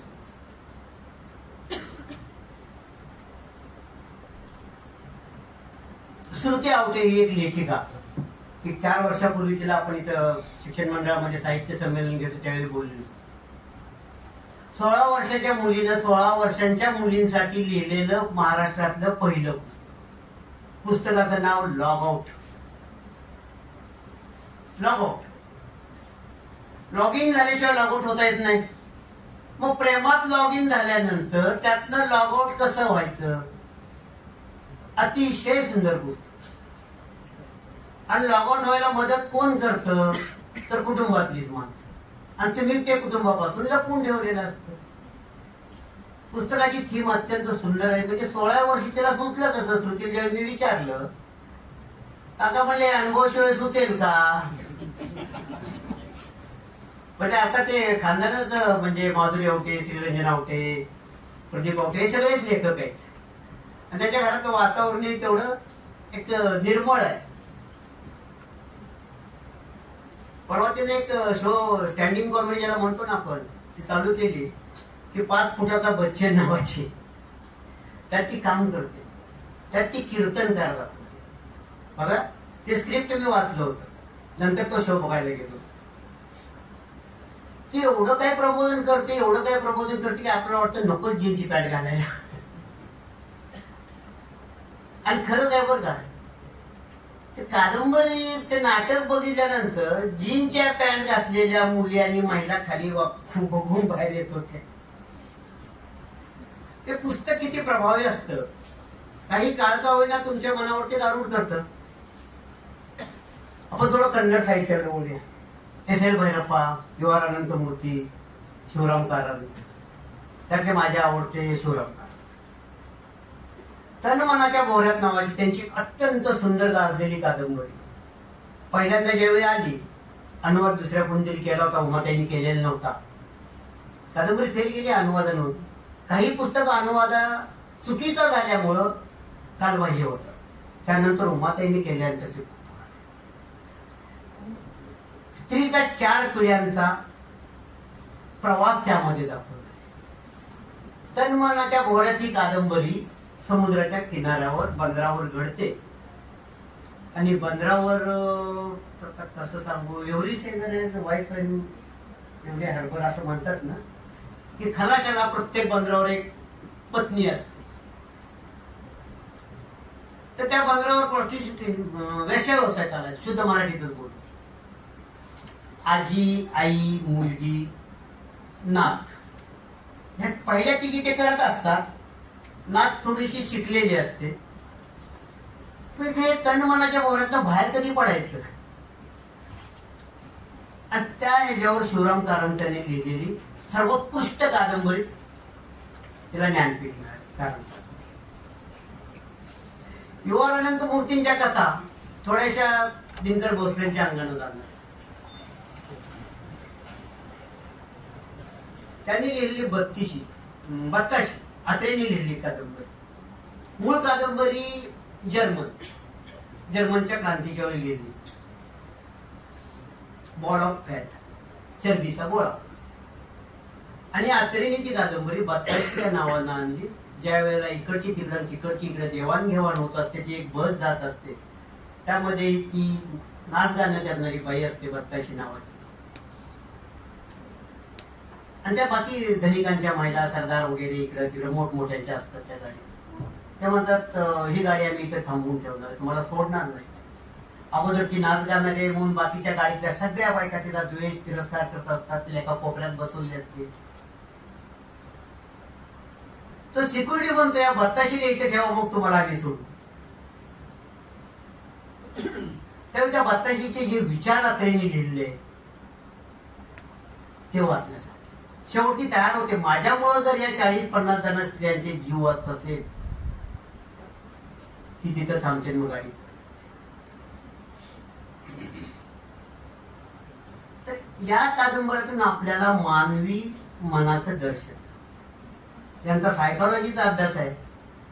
त्यांनी थोडाफार सिग्मंड वाचलाय, ऍडलर वाचलाय, एलिस वाचलाय. त्यांच्या लक्षात येईल, त्यांनी एलिस वाचलाय, त्यांनी अंजली जोशींचं विरंगी मी विमुक्त मी हे पुस्तक वाचले. मी अल्बर्ट एलिस, अंजली जोशींचं पुस्तक. अंजली जोशीच्या डायरेक्ट एलिसच्या शिष्या, कारण एलिस वर PhD ज्यांनी केली त्यांची ही शिष्य, म्हणजे आपलं काय म्हणू आपण त्याला, गुरु शिष्य परंपरेमधल्या. त्यानुसार ही पुस्तकं वाचली गेली पाहिजे. शेवटची 2 पुस्तकं सांगतो माझ्या आवडीची, मी थांबतो. पर्लबॉक यांनी लिहिलेलं काळी हे पुस्तक, की ज्या पुस्तकाला नोबेल मिळाले. काळी म्हणजे काय, तर मूळ इंग्रजी नाव त्या पुस्तकाचं द गुड अर्थ, अर्थ म्हणजे जमीन, चांगली जमीन. आपल्याकडे म्हणतो ना काळी पांढरी जमीन. रवादिगेने लिहिलं काळी आई म्हणजे शेतीवर लिहिलं पुस्तक, तशी ती काळी.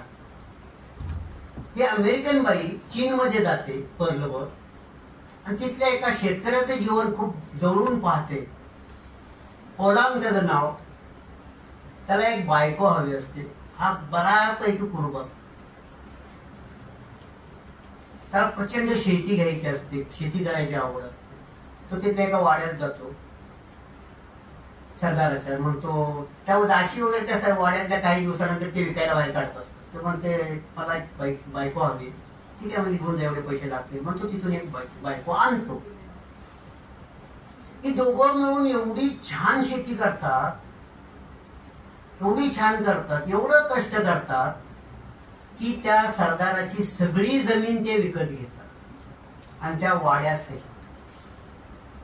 आणि हे सगळं काम ती एकटी स्त्री करते.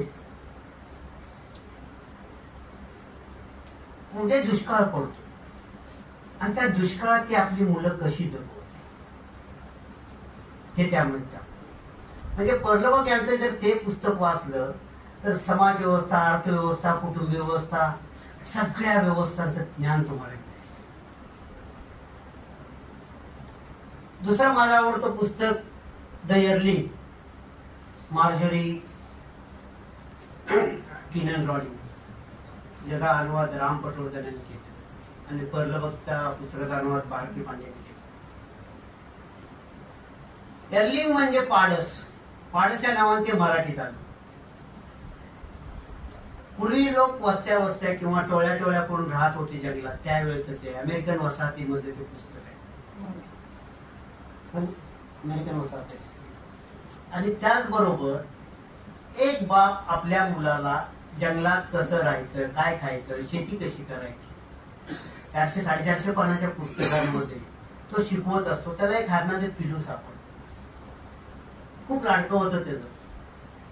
त्याला बाप सांगत असतो त्याला नको, तो आपलं नुकसान करणार आहे भविष्य. ते लहान असताना ठीक आहे, तो काय ऐकत नाही.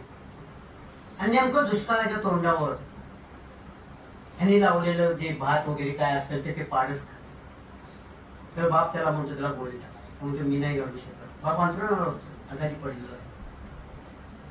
तो म्हणतो आईला तू गोळी टाक. आईने कधी बंदूक चालवलेली नसते तरीही ती गोळी घालतो. ते काही बोलत नाही. शेवट तो जो नायक त्या कादंबरीचा तो त्याला बोलतो. त्याची 400 पानं 450 पानं तुम्ही एका वेगळ्या विश्वात असता ते पुस्तक वाचताना.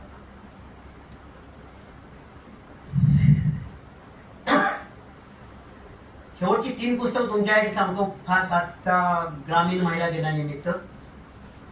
The second sex, Simone de boy यांनी लिहिलेलं. त्या पुस्तकाला म्हणतात स्त्री जीवनाचं बायबल. सेकंड सेक्स हा शब्द उच्चारल्यानंतर मानाखाली जातात. काय अर्थ आहे सेकंड सेक्सचा एवढा? फर्स्ट सेक्स म्हणजे मेल आणि सेकंड सेक्स म्हणजे फिमेल. आपल्याला माहितच नाही कारण अभ्यासक्रमात नाही. स्त्री, सेकंड सेक्सचा अर्थ स्त्री. म्हणजे आपण स्त्री आहोत म्हणजे नेमकं काय आहोत?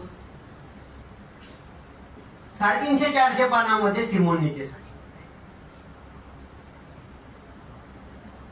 आणि 8 मार्च महिला दिन साजरा करतो ना आपण, त्याचं मूळ त्या सिमोन मध्ये आहे, त्या पुस्तकामध्ये आहे. आवर्जून दिवाळीत पैसे जमा झाले की नाही आपल्या एकनाथरावांचे, सेकंड सेक्स पुस्तक विकत घ्याच. घराघरात ज्ञानेश्वरी जशी ठेवतो ना, जपून वाचतो ना गुरुचरित्र वगैरे, तसं सगळ्यांनी ते पुस्तक महिलांनी आणि पुरुषांनी वाचलं पाहिजे. असं पुस्तक आहे.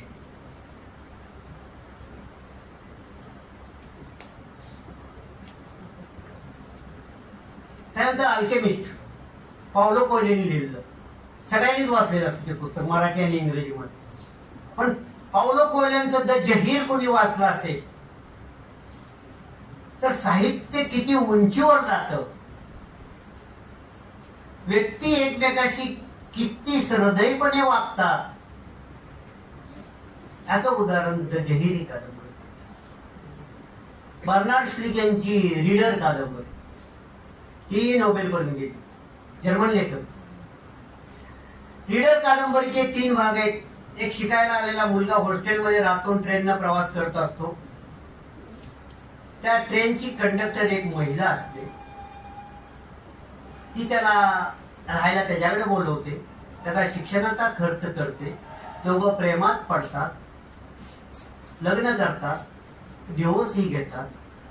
हा मुलगा मोठा होतो आणि ती कंडक्टर जी आहे तिच्यावर खुनाचा आरोप येतो म्हणून तिनं खून केलेला असतो. ते ज्या कोर्टात जातात तिथं हा रीडर, म्हणजे तिकडं जर्मनीमध्ये जजाला रीडर म्हणतात, तो जे काय सांगेल ती शिक्षा.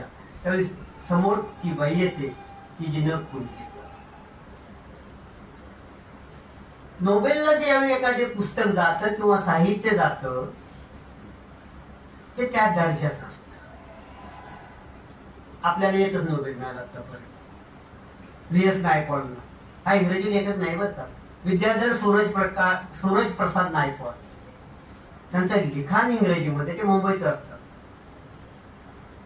आणि पहिले रवींद्रनाथ टागोरांच्या गीतांजलीला ते काही बंगाली भाषेत दिले गेलं नाही, ते इंग्रजीला दिलं गेलं, अनुवादाला दिलं गेलं. आता ज्ञानपीठवाल्यांनी पण इंग्रजी भाषा ज्ञानपीठ मध्ये आणली.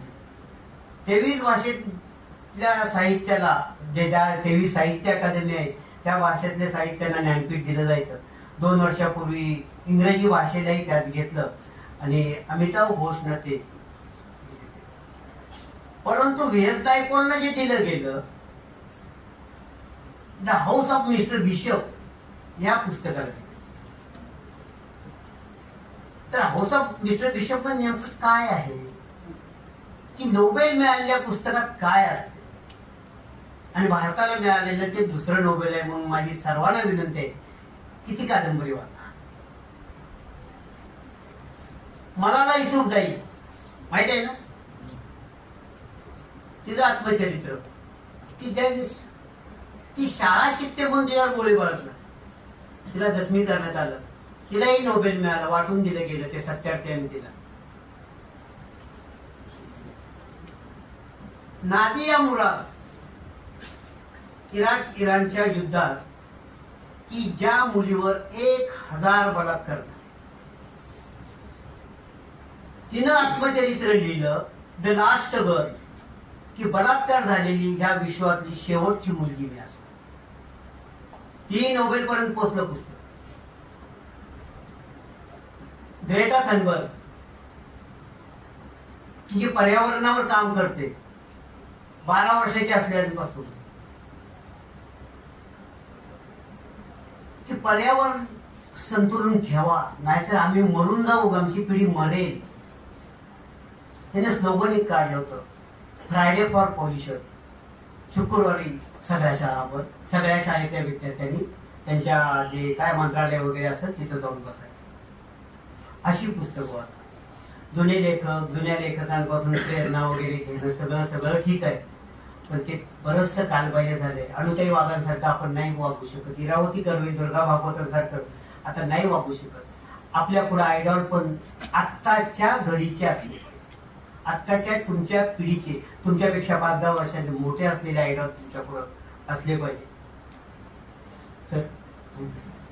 तर आजच्या या कार्यक्रमात मला बोलायची संधी दिली, तुम्ही शांतपणे ऐकून घेतलं त्याबद्दल तुम्हा सर्वांना धन्यवाद. पुन्हा एकदा आजच्या वाचन प्रेरणा दिनाच्या सर्वांना शुभेच्छा. म्हणल्याप्रमाणे मी हात खरोखरच धुवून घेतलेले आहेत. धन्यवाद सर. वैयक्तिक आणि सामाजिक विकासासाठी आणि वाचन संस्कृती संवर्धनासाठी आपण शब्द वेचूया, आनंदात नाचूया असे मौलिक विचार आपण या ठिकाणी दिले, त्याबद्दल महाविद्यालयाच्या वतीने खूप खूप धन्यवाद. यानंतर राज्याभिषेक सोहळ्याचे मजकूर वाचन प्राध्यापक डॉक्टर दिलीप कुमार कसबे यांनी करावे अशी त्यांना विनंती.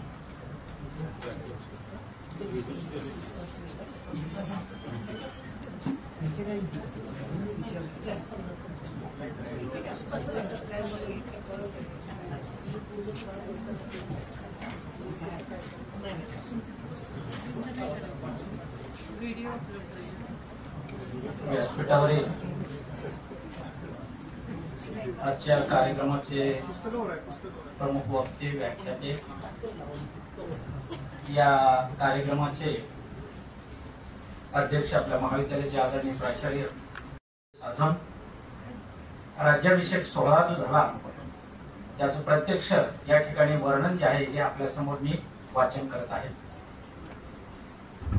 ज्येष्ठ शुद्ध 13 शनिवार तारीख 6 जून 1674 रोजी रायगडावर महाराजांचा अभिषेक झाला.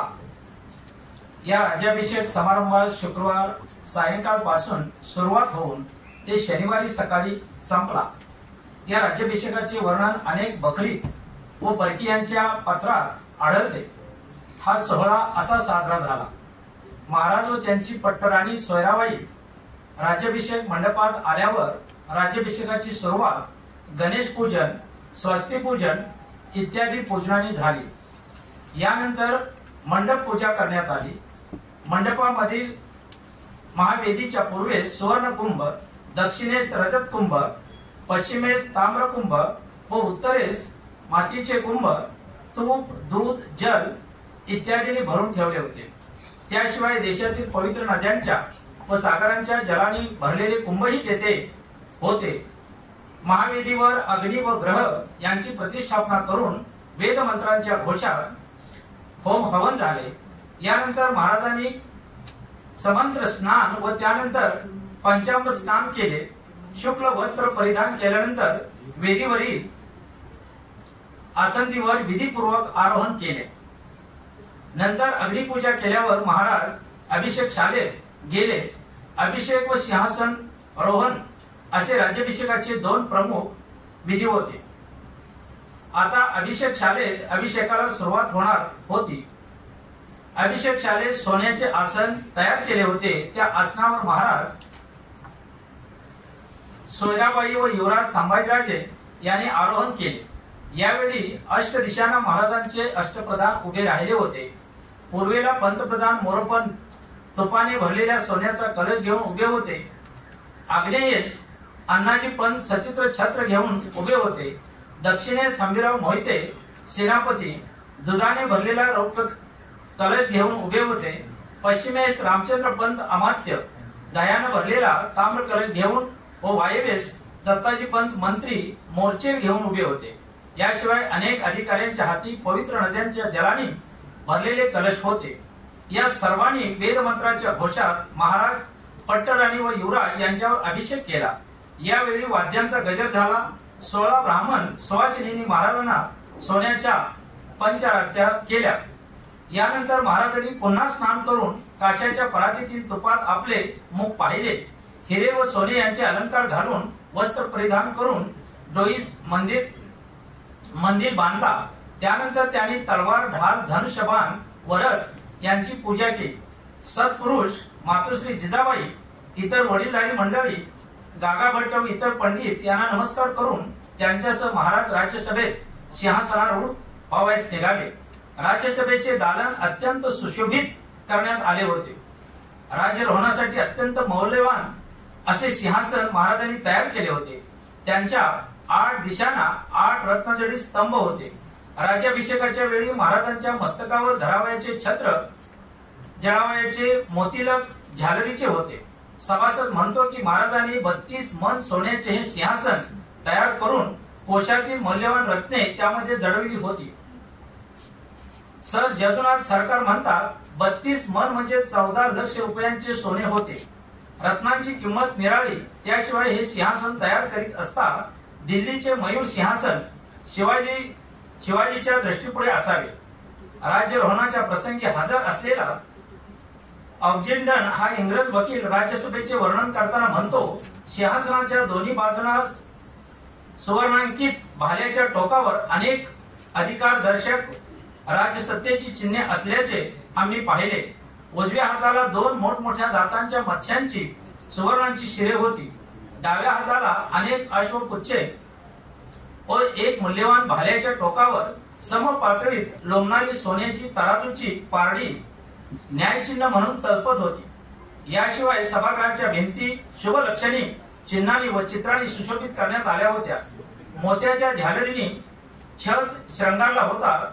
सभागृहाच्या प्रवेशद्वारी 2 शुभलक्षणी हत्ती सुवर्ण अलंकारासह उभे होते. ब्राह्मण, पंडित, अष्टप्रधान, चिटणीस यांच्यासह महाराजांनी सभागृहात शुभ वेळी प्रवेश केला. सिंहासनाजवळ येताच त्यास वंदन करून त्यास पायाचा स्पर्श न करता वेद मंत्रांचा घोष चालू असतानाच महाराजांनी सिंहासनावर आरोहण केले. युवराज संभाजीराजे, गागाभट्ट व पंतप्रधान मोरोपंत हे सिंहासनाच्या खालच्या पायरीवर आसनस्थ झाले. इतर प्रधान राज्यातील अधिकारी, निमंत्रित मंडळी, ब्राह्मण, पंडित वगैरे त्यांना नेमून दिलेल्या जागी उभे होते. मातोश्री जिजाबाईच्या समोर हा सोहळा होत होता. महाराजांनी सिंहासन रोहण करताच वाद्यांचा गजर झाला, दुदुंबी झाडल्या, रायगडावर तोफांचा गडगडाट झाला. त्याचबरोबर स्वराज्यातील सर्व किल्ल्यावरून तोफा कडाडू लागल्या. त्यांनी दश दिशांना गर्जून सांगितले की मराठ्यांचा राजा सिंहासनावर बसला. सिंहासनारोहणानंतर 16 सुवासिनी व 16 कुमारिका यांनी महाराजांना सोन्याच्या तपकातून पंचारती केल्या. यानंतर गागाभट्टांनी मोत्याचा तुरा वर लावलेला भरजरीचा राजमुकुट हातात घेऊन तो स्वहस्ताने महाराजांच्या मस्तकावर ठेविला व मोत्याने झालर लावलेले रत्नजडित राजछत्र महाराजांच्या मस्तकावर धारण करून उच्च स्वरात शिवाजी महाराज हे छत्र सिंहासनाधीश्वर व संस्कारयुक्त राजे झाल्याचे घोषित केले. यानंतर गागाभट्ट व इतर ब्राह्मणांनी महाराजांना शुभाशीर्वाद दिला. पंतप्रधान मोरोपंत यांनी महाराजांना मुजरा करून 8000 होणांचा अभिषेक केला. यानंतर प्रत्येक प्रधानाने महाराजांना असाच होणांचा अभिषेक केला. त्यानंतर इतर अधिकाऱ्यांनी मुजरे झाले. इंग्लिश, डच, पोर्तुगीज इत्यादी परक्यांच्या वकिलांनी महाराजांना प्रणाम करून नजराणे दिले. लवकरच महाराजांची स्वारी अश्वारूढ होऊन वैभवाने गडावरील देवतांचे दर्शन घ्यायला निघाले. काही अंतर गेल्यावर महाराज सोलंकाराने सजविलेल्या गजराजावर आरूढ झाले व गजावर माहूत होते. खुद्द सेनापती हंबीरराव अंबारीत महाराजांच्या मागे खुद्द पंतप्रधानाने मोर्चे धरले होते. मंगल वाद्याच्या गजरात मिरवणुकीने महाराजांनी गडावरील देवतांचे दर्शन घेतले. मार्गावर अनेक ठिकाणी त्यांच्यावर फुलांची वृष्टी करण्यात आली. पंचारत्या झाल्या. देवदर्शनानंतर राज्यसभेत परत येऊन कुलदैवत मातोश्री यांना महाराजांनी वंदन केले. यानंतर राज्याभिषेकाचा सोहळा संपला. महाराजांनी या सोहळ्यासाठी अपार दान धर्म केला. विद्वान, पंडित, ब्राह्मण, संत, महंत, तडी, तापसी इत्यादींना मुक्त हस्ते दाने दिली. 24,000 होन केवळ दक्षिणेवर खर्च झाले. गागाभट्टांना 7,000 होन दक्षिणा देण्यात आली. 7 जून 1674 रोजी सुरू झालेला दानधर्म पुढे 12 दिवस चालू होता. रायगडाहून कोणीही रिक्त हस्ते परत गेला नाही व समारंभात सभासदांच्या म्हणण्याप्रमाणे 1,42,00,000 होन खर्च आला. तर जदुनाथ सरकारांच्या मते एकंदर खर्च सुमारे 10,00,000 होन आला असावा. कृष्ण नरसिंहासारख्या मूळ पंडितांनी या जगात क्षत्रियच नाहीत, मग हिंदूच्या मध्ये राजा कसा निर्माण होऊ शकेल असा अपसमज व न्यूनगंड हिंदू समाजात पसरविला होता. या न्यूनगंडाविरुद्ध महाराजांना झगडावे लागले व खुद्द क्षत्रिय असतानाही हे सिद्ध करण्यासाठी खटाटोप करावा लागला. त्यात ते यशस्वी झाले.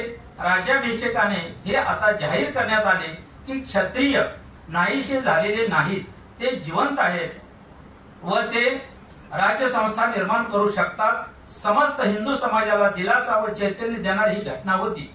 सर्व हिंदुस्थानावर इस्लामी वर्चस्व निर्माण झाले असता त्याविरुद्ध महाराजांनी बंडाचा झेंडा उभारला आणि ते वर्चस्व झुगारून देण्यात ते यशस्वी झाले. या इस्लामी लाटेमुळे यादवांचे सामर्थ्यशाली साम्राज्य हतबल होऊन नष्ट झाले होते. विजयनगरचे साम्राज्यशाही शेवटी नाश पावले होते आणि हिंदू समाजास एक प्रकारची अवकळा प्राप्त झाली होती. चैतन्यहीन गोळ्यासारखा हिंदू समाज पडून होता, त्या शिवाजी महाराजांच्या राज्याभिषेकाने चैतन्य भरले, जीवनपण आणला, हिंदूंचे राज्यपद निर्माण केले, आपल्या साम्राज्याला उत्पन्न केले. महाराजांनी स्थापन केलेले राज्य केवळ मराठ्यांनाच प्रेरक ठरणारे होते असे नाही, तर इस्लामी वर्चस्वाखाली राहणाऱ्या इतर प्रांतातील असंतुष्ट प्रजेसह ते प्रेरक ठरणारे होते. इस्लामी सत्तेला यशस्वीपणे आव्हान देणारी हिंदूंची एक सामर्थ्यशाली सत्ता म्हणून हिंदुस्थानातील सर्व जाती जमाती महाराजांच्या राज्याकडे आता पाहू लागल्या. महाराजांचे राज्य म्हणजे जावळीच्या चंद्रराव मोऱ्यांचे राज्य नव्हते. एवढेच नव्हे तर ते आदिलशाही सारखेही राज्य नव्हते, कारण जावळीचा चंद्रराव हा नावाचाच राजा होता व आदिलशाही सुलतानाने आता मुघलांचे स्वामित्व स्वीकारले होते. महाराजांनी स्थापन केलेले राज्य हे स्वतंत्र होते, ते सार्वभौम होते, ते विशाल अथवा अफाट नसेल, पण ते कुणाचेही स्वामित्व मानत नव्हते. हे विशेष आहे. राज्याभिषेकाने आता राज्याची राज्यशास्त्रीय व धार्मिक दृष्ट्या खरी स्थापना झाली. राज्याभिषेकामधील हा अत्यंत महत्वाचा मुद्दा आहे, हे आपण लक्षात घेतले पाहिजे. महाराजांनी सर्वात मोठी कर्तबगारी हीच आहे. या कर्तबगारीचा खरा आविष्कार राज्याभिषेकामध्ये दिसून येतो. राज्याभिषेकाच्या संदर्भात आणखी एका घटनेची आठवण केली पाहिजे की महाराजांचे वडील शहाजीराजांच्या ठिकाणी स्वतंत्र शाही निर्माण करण्याचे सामर्थ्य होते, त्याप्रमाणे त्यांनी स्वतंत्र निजामशाही निर्माणही केली. अल्पवयाच्या निजामशहाला मांडीवर घेऊन स्वतंत्र शाहीचा पुकारा त्यांनी केला, परंतु स्वतःच राज्याभिषेक करून घेतला नाही. परिस्थितीमुळे म्हणा किंवा त्यांच्या विचारसरणीच्या मर्यादेमुळे म्हणा, त्यांना ते शक्य झाले नाही. महाराजांचे कार्य यापुढचे आहे. त्यांनीही शाही निर्माण केली, पण स्वतःची शाही निर्माण केली, दुसऱ्यांची, परक्यांची नाही. राज्याभिषेकाचे खरे महत्व हे आहे. राज्याभिषेकाने महाराजांच्या स्वराज्य निर्मितीच्या कार्यावर कलच चढविला गेला. घटनात्मक दृष्ट्या खऱ्या अर्थाने स्वतंत्र सार्वभौम राज्य निर्माण होऊन त्याची घटना तयार झाली. अष्टप्रधान मंडळ हे या घटनेचे मुख्य अंग होते. अष्टप्रधानापैकी काहींच्या नेमणुका यापूर्वीच झाल्या असल्या तरी आता त्या संस्कृत नावानिशी राज्याचे एक अंग म्हणून स्थिर झाल्या. महाराजांनी पेशव्यास पंतप्रधान, मुजुमदारास अमात्य अशी संस्कृत नावे देऊन फारसी भाषेचे अतिक्रमण नष्ट करण्याचा प्रयत्न केला. खुद्द स्वतःसाठी सुद्धा विक्रमादित्य अशा प्रकारचे बिरुद न घेता ते छत्रपती असे घेतले. त्याचा अर्थ छत्र धारण करणारा राजा. या छत्राखाली सर्व प्रजेला न्यायाने व धर्माने वागवले जाईल, तिचे संरक्षण केले जाईल असे आश्वासन या पदवीत आहे. म्हणून ती पदवी घटनात्मक दृष्ट्या अधिक सार्थ आहे. महाराजांनी या समारंभाचे ऐतिहासिक महत्व चिरकाल राहावे यासाठी राज्याभिषेकापासून राज्याभिषेक शक सुरू केला. शक सुरू करणे म्हणजे सामान्य बाब नाही. शक सुरू करणे म्हणजे नवे युग सुरू करणे. अखिल हिंदू समाजाला व हिंदवी राजकारणात या राज्याभिषेकाने नवे युग सुरू झाले. हेच महाराजांना या शकाच्या निमित्ताने घोषित करायचे होते. हा घटनात्मक बदल महत्वाचा आहे. तसेच स्वतंत्र राज्याचे चरणही स्वतंत्र असेच पाहिजे. म्हणून महाराजांनी आपल्या राज्याची नवी नाणी पाडावयास सुरुवात केली. तांब्याचा पैसा शिवराई व सोन्याचा शिवराई होऊन ही महाराजांनी नवी नाणी या वेळी प्रचारात आणली. महाराजांच्या राज्यकारभारात राज्याभिषेकाने नवे पर्व सुरू झाले.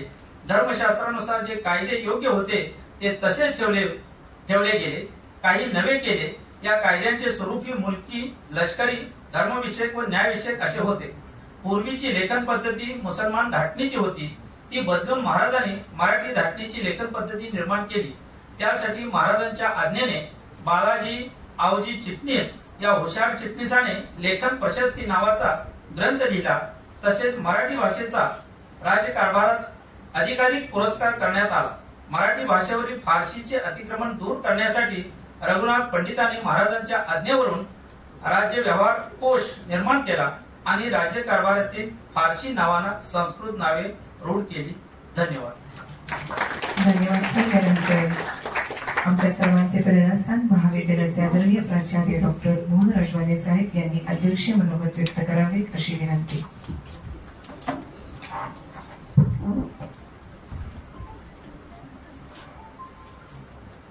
आजच्या या कार्यक्रमाचे प्रमुख वक्ते, कराड येथील सजग वाचक, माझे मित्र श्रीयुत अरुण काकडे सर,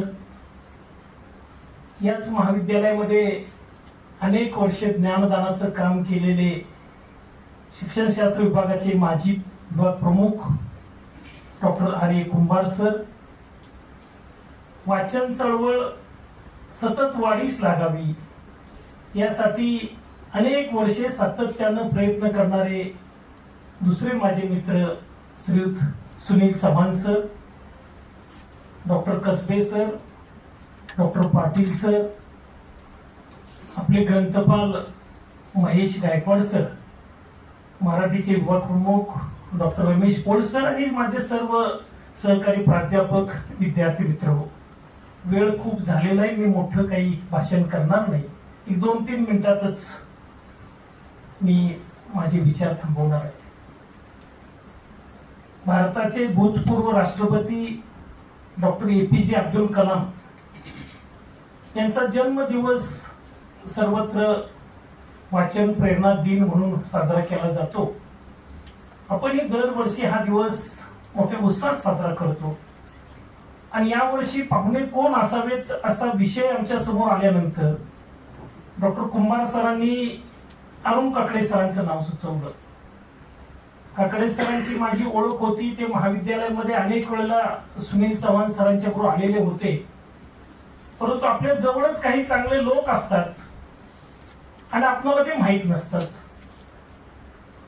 आणि म्हणून मग कुंभार सरांनी सूचना केल्यानंतर पोळ सरांनी सातत्यानं पाठपुरावा केला आणि काकडे सरांना या कार्यक्रमासाठी पाहुणे म्हणून निमंत्रित केलं. आणि ते किती योग्य होतं हे त्यांच्या 1 तासाच्या मनोगतामध्ये आपल्याला समजलं असेल. एखाद्या PhD होल्डर प्राध्यापकाला देखील लाजवेल अशा पद्धतीने त्यांनी 1 तास आपल्या सर्वांना मंत्रमुग्ध केलं. अनेक कथा, कादंबरी, लेख, चित्रपट यांची नावं सांगून त्यामध्ये असलेला आशय आपल्याला किती सोप्या भाषेमध्ये त्यांनी सांगितलं. ते बोलत राहावे तर आपण ऐकत राहावं असंच झालेलं होतं. खूप काकडे सर, आपण माहिती या ठिकाणी सांगितली, विद्यार्थ्यांना तुम्ही प्रोत्साहित केलं की वाचन केलं पाहिजे. वाचन कसं केलं पाहिजे, कोणतं वाचन केलं पाहिजे, वाचन केल्यानंतर ते स्वतःच्या कृतीमध्ये आणलं पाहिजे, या दृष्टीने आपले विचार उपयुक्त होतील. आपलं केशवराव पवार ग्रंथालय जे आहे एक समृद्ध ग्रंथालय आहे. शिवाजी विद्यापीठाच्या कार्यक्षेत्रातील सर्वात मोठं ग्रंथालय म्हणून आपल्या कॉलेजचं ग्रंथालय सर्वत्र ओळखलं जातं. माझ्या माहितीप्रमाणे 1,57,000 ग्रंथ संपदा आहे. मी तुम्हा विद्यार्थ्यांना, प्राध्यापकांना सुद्धा विनंती करेन सातत्यानं की आपण जास्तीत जास्त ग्रंथ घेऊन जाऊन वाचावेत. आणि तुम्हाला जे काही नवीन अजून वाचायचं असेल, स्वतः विकत घेऊन वाचन करणं परवडत नसेल आर्थिक दृष्ट्या, तर तशी सूचना आम्हाला करावी. ती नवीन बुक्स आम्ही आमच्या ग्रंथालयामध्ये खरेदी करू, तेवढं बजेट आपल्याला आहे. तो वाचन जरा कमी होते असं आम्हाला दिसतं. आणि म्हणून मी सातत्यानं, मी आणि गायकवाड सर विचार मांडत असतो काय करूया वाचनासाठी मुलांना. आणि मग गेल्या वर्षीपासून पाहुण्याला मी सांगेन की आम्ही बेस्ट रीडर, उत्कृष्ट वाचक कोण आहे, दर महिन्याला आम्ही विद्यार्थ्यांच्याकडून एक उत्कृष्ट वाचक विद्यार्थी निवडत असतो की त्या महिन्यामध्ये त्या विद्यार्थ्यानं किती ग्रंथ संपदा घेऊन गेला, किती वाचन केलं, त्याच्यावरून दर महिन्याला एका विद्यार्थ्याचा उत्कृष्ट वाचक विद्यार्थी आणि उत्कृष्ट वाचक प्राध्यापक अशी आम्ही त्याची गुणगौरव करतो. आणि वर्षाच्या शेवटी परत पुन्हा एकदा वर्षाचा जो एक उत्कृष्ट वाचक विद्यार्थी, उत्कृष्ट वाचक प्राध्यापक म्हणून आम्ही त्याचा पुरस्कार देखील करत असतो. आपण पुस्तकच वाचली पाहिजे असं नाही, तुम्हाला ई कंटेंटच्या माध्यमातून, ई बुकच्या माध्यमातून देखील खूप काही गोष्टी वाचता येतील, त्या वाचत चला. मी जास्त बोलणार नाही. आपण जर चांगलं वाचलं तरच आपण वाचू. म्हटलं जातं वाचाल तर वाचाल. चांगलं वाचल्यानंतर आपण आपले काय होतं की ऑल राऊंड पर्सनॅलिटी डेव्हलप होते. तुमच्याकडून पैसे असतील, संपत्ती असेल, अनेक गोष्टी असतील, परंतु तुमची एक कुशाग्र बुद्धिमत्ता निर्माण होईल त्याची गॅरंटी नाही. परंतु वाचलं तर निश्चितपणे तुम्ही एक चांगला नागरिक होऊ शकता. एवढंच या निमित्तानं सांगतो. चांगलं वाचत चाला. काही अडचणी आल्या तरी ग्रंथपाल विभाग प्रमुख पोळसर यांच्या संपर्कात राहा. आपण चांगल्यात चांगली ग्रंथ संपदा या ठिकाणी तुम्हाला उपलब्ध करून देईल. मी वाचन प्रेरणा दिनाच्या आपणा सर्वांना मनपूर्वक शुभेच्छा देतोय. मी तुम्हाला वाचत जावं म्हणतो. त्याचबरोबर माझे मित्र सुनील चव्हाण सर सुद्धा या वाचन चळवळीसाठी नेहमी प्रयत्न करत असतात. त्यांनी एक संघटना रजिस्टर केलेली आहे. सुनील चव्हाण सर सुद्धा मला जेव्हा जेव्हा भेटतील तेव्हा प्रत्येक वेळेला 2-5 पुस्तकं मला भेट देत असतात. सर तुम्ही हे वाचा, हे विद्यार्थ्यांना द्या, ग्रंथालयामध्ये द्या. मोठ्या प्रमाणामध्ये ग्रंथालयामध्ये त्यांनी देखील आपल्याकडे बुक्स आणून दिलेली.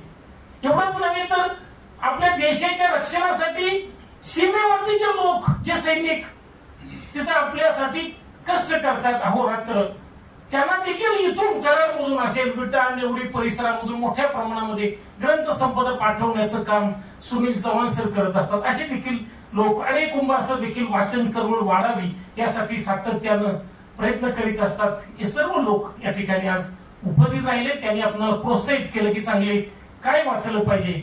तर हीच गोष्ट आपण आपल्या जीवनामध्ये वापरात आणावी अशा अपेक्षा व्यक्त करतो. आजचा दुसरा एक या ठिकाणी संयुक्त असा एक कार्यक्रम होता की छत्रपती शिवाजी महाराज यांनी त्यांचा राज्याभिषेक 1974 केला. त्याला आज 350 वर्ष होत आहे. त्याबद्दल देखील कसबे सरांनी त्या शिवराज्याभिषेकाचा सोहळा कसा पार पडला, काय काय केलं त्या ठिकाणी, त्याचं देखील उत्कृष्टपणे वाचन केलं. त्या दिनाच्या देखील मी आपल्या सर्वांना शुभेच्छा देतो आणि थांबतो. जय हिंद, जय. धन्यवाद साहेब. यानंतर ग्रंथपाल प्राध्यापक मोहिश गायकवाड यांनी या कार्यक्रमाचे आभार मानावेत. भारताचे राष्ट्रपती, माजी राष्ट्रपती भारतरत्न डॉक्टर APJ अब्दुल कलाम यांच्या जयंती निमित्त प्रतिवर्षीप्रमाणे आज आपण या ठिकाणी वाचन प्रेरणा दिन साजरा करत आहोत. आजच्या या कार्यक्रमासाठी प्रमुख पाहुणे म्हणून श्री अरुण काकडे सर, ज्यांनी स्वतःचा उल्लेख साहित्यिक न करता सजग वाचक कसा करावा अशी विनंती केली. आणि खऱ्या अर्थानं मी तर त्यांना म्हणेन की एक चालतं बोलतं ग्रंथालय जर म्हणलं तर ते वावगं ठरणार नाही. कारण की त्यांच्या भाषणातून त्यांनी जवळजवळ एक 50-55 पुस्तकांचा संदर्भ दिला. आणि त्यांनी बोलताना एक असंही सांगितलं की तुम्ही काही त्यानंतर विचारू शकता, म्हणजे प्रश्न विचारू शकता. तर एक ग्रंथपाल म्हणून मी सरांना प्रश्न विचारतो की खरं तर एक सजग वाचक हा कधीच त्यांनी वाचलेली पुस्तकं काउंट करत नाही, परंतु आमच्या विद्यार्थ्यांना एक प्रेरणा मिळावी म्हणून तुम्ही आजपर्यंत अंदाजे किती पुस्तकं वाचली याचा काउंट सांगावा. आणि हाच प्रश्न मी सुनील चव्हाण सरांना विचारेन, कारण त्यातून एक आमच्या विद्यार्थ्यांना एक प्रेरणा मिळेल की अंदाजे किती पुस्तकं तुम्ही आजपर्यंत वाचली.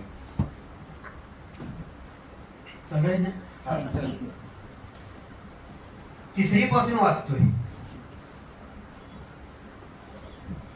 कमीत कमी 8वी पासून ज्या दिवशी मला वाचन गुरु भेटला, ज्यावेळी गुलशन नंदन, राजेश खन्ना, शर्मिला टागोर, राखी, 2 रस्ते, आराधना चित्रपट येतो, त्यावेळी ती पुस्तकं माझ्या दप्तरात असायची. म्हणजे आता हे बंद तर वाचायचं. तू मराठी सगळं वाचून झालंय तुझं. अगदी त्यावेळी मी दुष्यंत कुमार साहेब वाचत होतो. आणि मी 11वीत असताना 8वी, 9वी, 10वीला जर ते सर आले नाही तर मराठी आणि हिंदी शिकवायचं. ते मला हेडमास्टर पाठवायचे. आणि बाकी ते सरांना म्हणजे काल कुणी शिकवलं, त्यावरून शिकवलं. तेव्हा जी वाचायची सवय लागली. आजही मी रोज 6 तास वाचतो. सकाळी 2 तास, दुपारी 2 तास आणि रात्री 2 तास. नोकरीत असतानाही वाचत होतो, रिक्षा चालवतानाही वाचत होतो. काउंट आता तुम्ही करा. माझा वाचन वेग आहे मिनिटाला 350 शब्द. चांगलं पुस्तक असेल, चिंतनीय असेल तर तो वाचन वेग मिनिटाला 50 शब्दावर सुद्धा येतो. एक पान वाचल्यानंतर 2-2 दिवस त्याच्यावर चिंतन होतं. हे असं कसं काय? तर तुम्ही काउंट करा किती झाली असतील ते. मला काही सांगता येत नाही. किमान कराड नगरपालिकेचा मी गेले 20 वर्षे मेंबर आहे. माझ्या घरात 1000-1500 पुस्तकं आहेत. तासगावच्या कॉलेज होते तिथं महाविद्यालय. मी नाही कुठल्याही महाविद्यालयात गेलेलो नाहीये, पण ती पुस्तकं वाचली. 25 वर्षे चिपळूणच्या आपल्या ह्याची कॉलेजची पुस्तकं आणि नगरपालिकेच्या ग्रंथालयाची पुस्तक मी काही काउंट केलेलं नाही, आणि ह्यातली किमान 10% तरी पुस्तक आहे.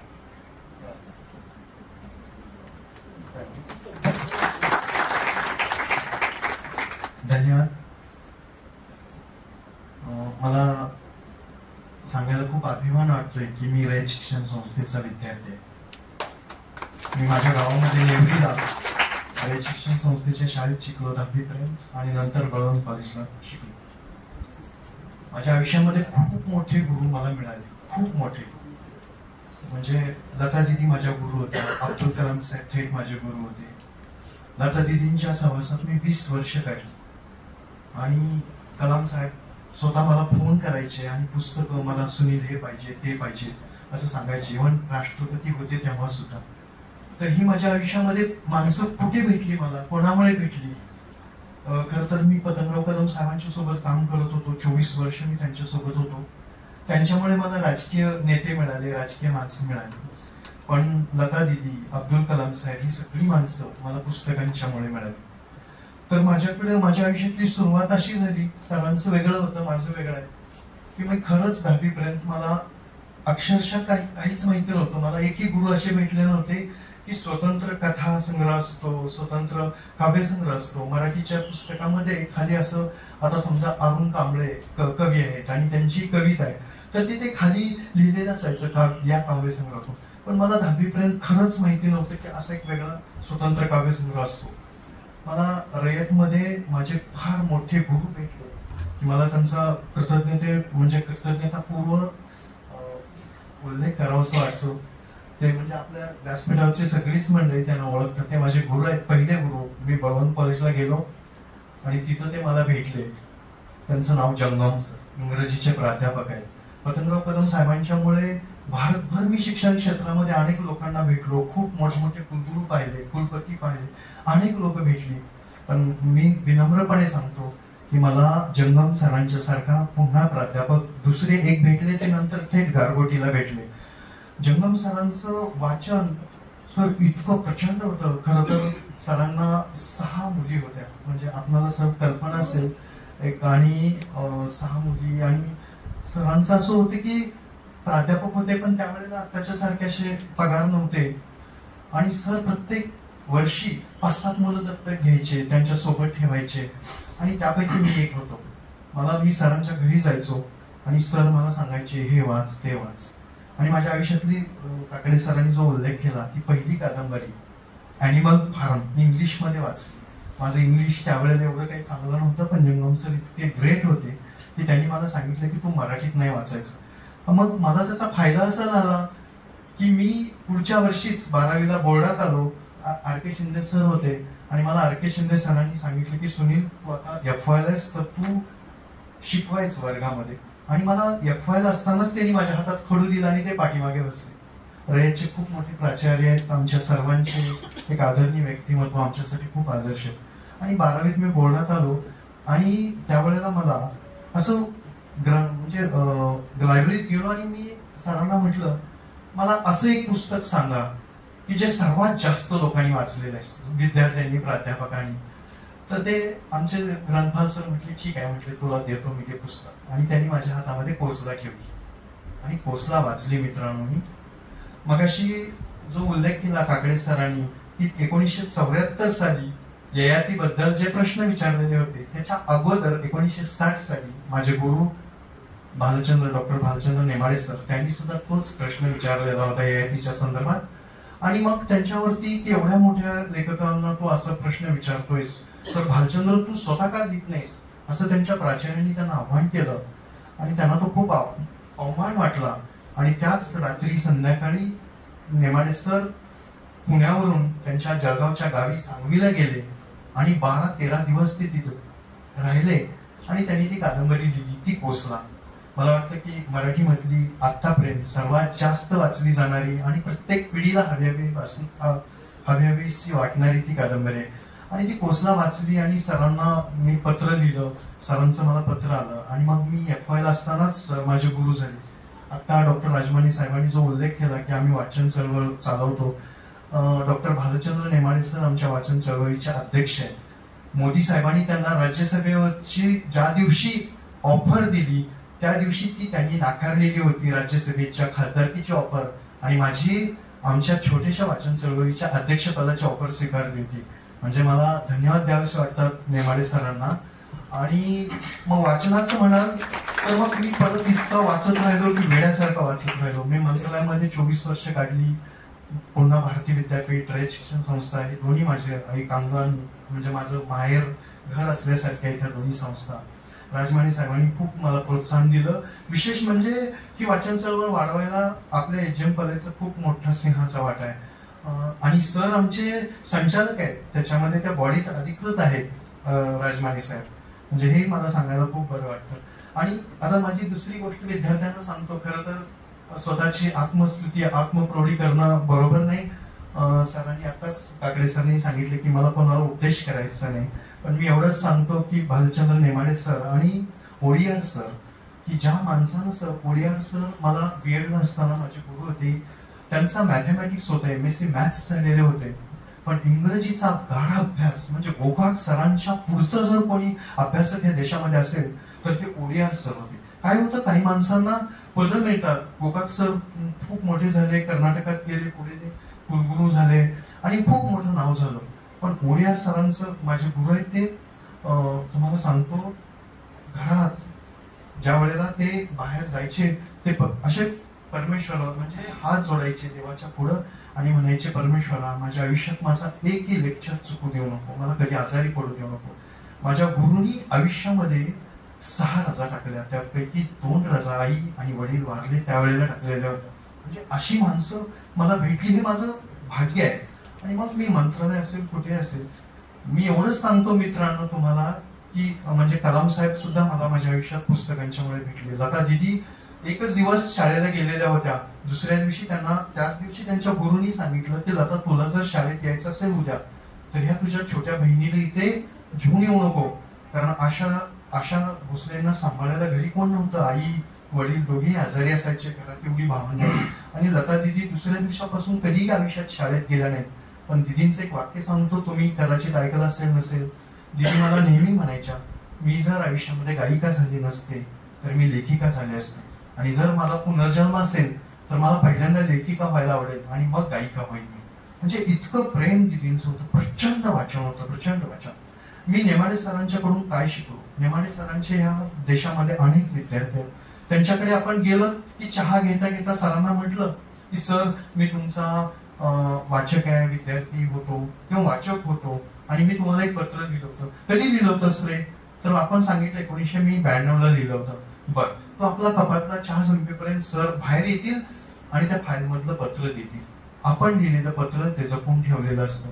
अशी सगळ्यांची असंख्य पत्र त्यांनी जपून ठेवलेले आहेत. आणि त्यांच्यामुळे मला अशी सवय लागली सर की वाचन करायचं, फक्त वाचन नाही तर सगळ्या नोट्स करायच्या.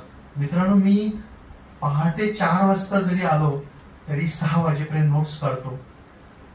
कधी कधी वेळ मिळाला तर 12 तास नोट्स काढतो, वेळ मिळाला तर 24 तास वाचत बसतो. पण हे सगळं करायला माझे आई वडील, माझी पत्नी, मुलगा ह्या सगळ्यांनी मला खूप वेळ दिला. म्हणजे मी कुटुंबात कधी रमलो नाही ह्या गोष्टी, कारण एवढा वेळ द्यायचा तर त्याग पण करावा लागतो. मी समाजसेवा केली, मी राजकारणात होतो आहे, पण हे सगळं करताना कुटुंब आणि काही राजमाने सर असतील, अरुण काकडे सर असतील, अशी खूप माणसं मित्र भेटत गेले. आणि मी एवढंच सांगतो की भारतामध्ये अनेक IAS असतील, अनेक IITs असतील, पण माझ्या एवढ्या नोट्स असणारा भारतातला मी एकमेव आहे, त्याचा मला अभिमान वाटतो. दुसरं गोष्ट सांगतो मी अत्यंत नम्रपणे की मी डॉक्टर बाबासाहेब आंबेडकर, अब्दुल कलाम साहेब आणि तिसरा सुनील चव्हाण आहे, ज्याची स्वतःची ग्रंथ संपदा त्या देशामध्ये आज माझी 1 नंबरला आहे, माझा प्रथम क्रमांक लागतो. पण ही सगळी पुस्तकं स्वतःकडे कुठे ठेवायची, कशी ठेवायची, तर मला 2 गोष्टी फार चांगल्या कळाल्या आयुष्यामध्ये की पैसा लॉकरमध्ये ठेवायचा नाही आणि पुस्तकं कपाटात ठेवायची नाही. आणि मग मी वाटत सुटलो आणि मग आर्मी, एक विषय येत गेले. भारतातल्या अनेक असंख्य शाळा, असंख्य कॉलेजेस, रिमोट एरियातली ग्रामीण भागातली वाचनालय, ग्रंथालय, आणि मग आर्मी आणि संबंध देशभरामध्ये आर्मीला पुस्तक वाटत सुटलो. तर ह्या सगळ्या गोष्टी माझ्यासाठी खूप आनंद आहेत. आयुष्याच्या शेवटी एवढंच वाटतं की माझ्या आयुष्याचा शेवट जसं कलाम साहेबांचा ते व्याख्यान देत होते आणि त्याच दिवशी ते 5-6 तास प्रवासात होते आणि प्रचंड पाऊस आणि वरून बर्फ पडत होतं आणि तिथे पोहोचल्यानंतर कलाम साहेब रडले आणि त्या आर्मीमनला बोलवलं आणि म्हटले, अरे बाळ, तू माझ्यासाठी 6 तास उभा होतास. त्यावेळेला तो आर्मीमन तिथे कलाम साहेबांचं दर्शन घेतलं आणि म्हटलं, कलाम साहेब, मी तुमच्यासाठी 6 तास काय, मी तुमच्यासाठी 24 तास पण असा उभा राहू शकतो. आणि मग ते ऐकल्यानंतर पुन्हा त्यांना हुंदका अनावर झाला आणि आले व्यासपीठावरती आणि बोलायला लागले आणि बोलता बोलताच ते तिथं त्यांचं आयुष्य संपलं. माझी हीच आयुष्यात इच्छा आहे की माझा आयुष्याचा शेवट सुद्धा पुस्तकांच्या सानिध्यात व्हावा. बस म्हणजे एवढंच की मला पुस्तकं माझ्यासाठी books are to me what mother is to me, हे माझं वाक्य आहे. कलाम साहेबांनी स्वतःच्या हातांनी त्यांच्या डायरीमध्ये लिहून ठेवलं होतं, दिदीनी लिहून ठेवलं होतं. त्याच्यापेक्षा अजून काय आयुष्यात आनंद असू शकतो. पुस्तकांच्या मुळे मी आहे आणि पुस्तकांच्या मुळेच माझं आयुष्य आहे. तुम्हाला मी एवढं सांगतो की तुम्ही कोणत्याही क्षेत्रात असा, शेतकरी असा, प्राध्यापक असा, वकील असा, इंजिनियर असा, सायंटिस्ट असा किंवा चांगले राजकर्ते असा, नितीन गडकरी साहेब किंवा त्यांच्याही पुढचं उदाहरण देतो शरद पवार साहेब, यशवंतराव चव्हाण साहेब, R.R. पाटील साहेब. वाचनामुळे तुम्ही जे घडता ना ते कुठल्याच गोष्टीमुळे घडू शकत नाही. त्याच्यात ते तुमचं वेगळेपण असतं. मी आता ज्या प्राध्यापकांचा उल्लेख केला वगैरे अशा अनेक गोष्टी आहेत. तर मला एवढंच म्हणायचं आहे की I am very much lucky, I am with books and I will be with books. Thank you. धन्यवाद सर. तर आजच्या या कार्यक्रमासाठी प्रमुख पाहुणे म्हणून अरुण काकडे सर उपस्थित राहिले, मी त्यांचं महाविद्यालयाच्या वतीनं धन्यवाद देतो. त्याचबरोबर आजच्या कार्यक्रमाचे अध्यक्ष माननीय महाविद्यालयाचे प्राचार्य डॉक्टर राजमाने साहेब यांनी आजच्या कार्यक्रमाला आपली उपस्थिती दर्शवली, त्याबद्दल त्यांचंही आभार मानतो. त्याचबरोबर या ठिकाणी विशेष उपस्थिती डॉक्टर R.A. कुंभार सर, श्री सुनील चव्हाण सर, की ज्यांनी आपल्याला 1000हून अधिक पुस्तकं आपल्या ग्रंथालयासाठी भेट दिलेली आहेत, त्यांचंही या कार्यक्रमासाठी उपस्थित राहिले, विशेष वेळ काढून त्याबद्दल त्यांचा आभार मानतो. मराठी विभाग प्रमुख, त्यांचा सर्व स्टाफ, काल 2-3 दिवस झाला मी सर्वजण या कार्यक्रमासाठी प्रयत्न करतोय, या सर्वांचा आभार मानतो. हिंदी विभाग प्रमुख की ज्यांनी आजच्या या कार्यक्रमामध्ये छत्रपती शिवाजी महाराज यांच्या राज्याभिषेक सोहळ्याच्या मजकुराचं वाचन केलं, त्यांचा आभार मानतो. त्याचबरोबर व्यासपीठावरील डॉक्टर A.K. पाटील सर, रयत शिक्षण संस्थेचे लाईफ वर्कर, इकॉनॉमिक्स विभाग प्रमुख, त्यांचाही आभार मानतो. त्याचबरोबर या ठिकाणी उपस्थित विविध विषयाचे, विविध विभागाचे विभाग प्रमुख, त्याचबरोबर सर्व प्राध्यापक, विद्यार्थी, या सर्वांचे या कार्यक्रमासाठी उपस्थित राहिलात, आपले सर्वांचे आभार. आणि शेवटी या कार्यक्रमाच्या सूत्रसंचालिका कोमल कुंदत मॅडम यांनी सुंदर सूत्रसंचालन केलं, त्याबद्दल आभार मानतो आणि अध्यक्षांच्या परवानगीने आजचा हा कार्यक्रम संपला असं जाहीर करतो. धन्यवाद.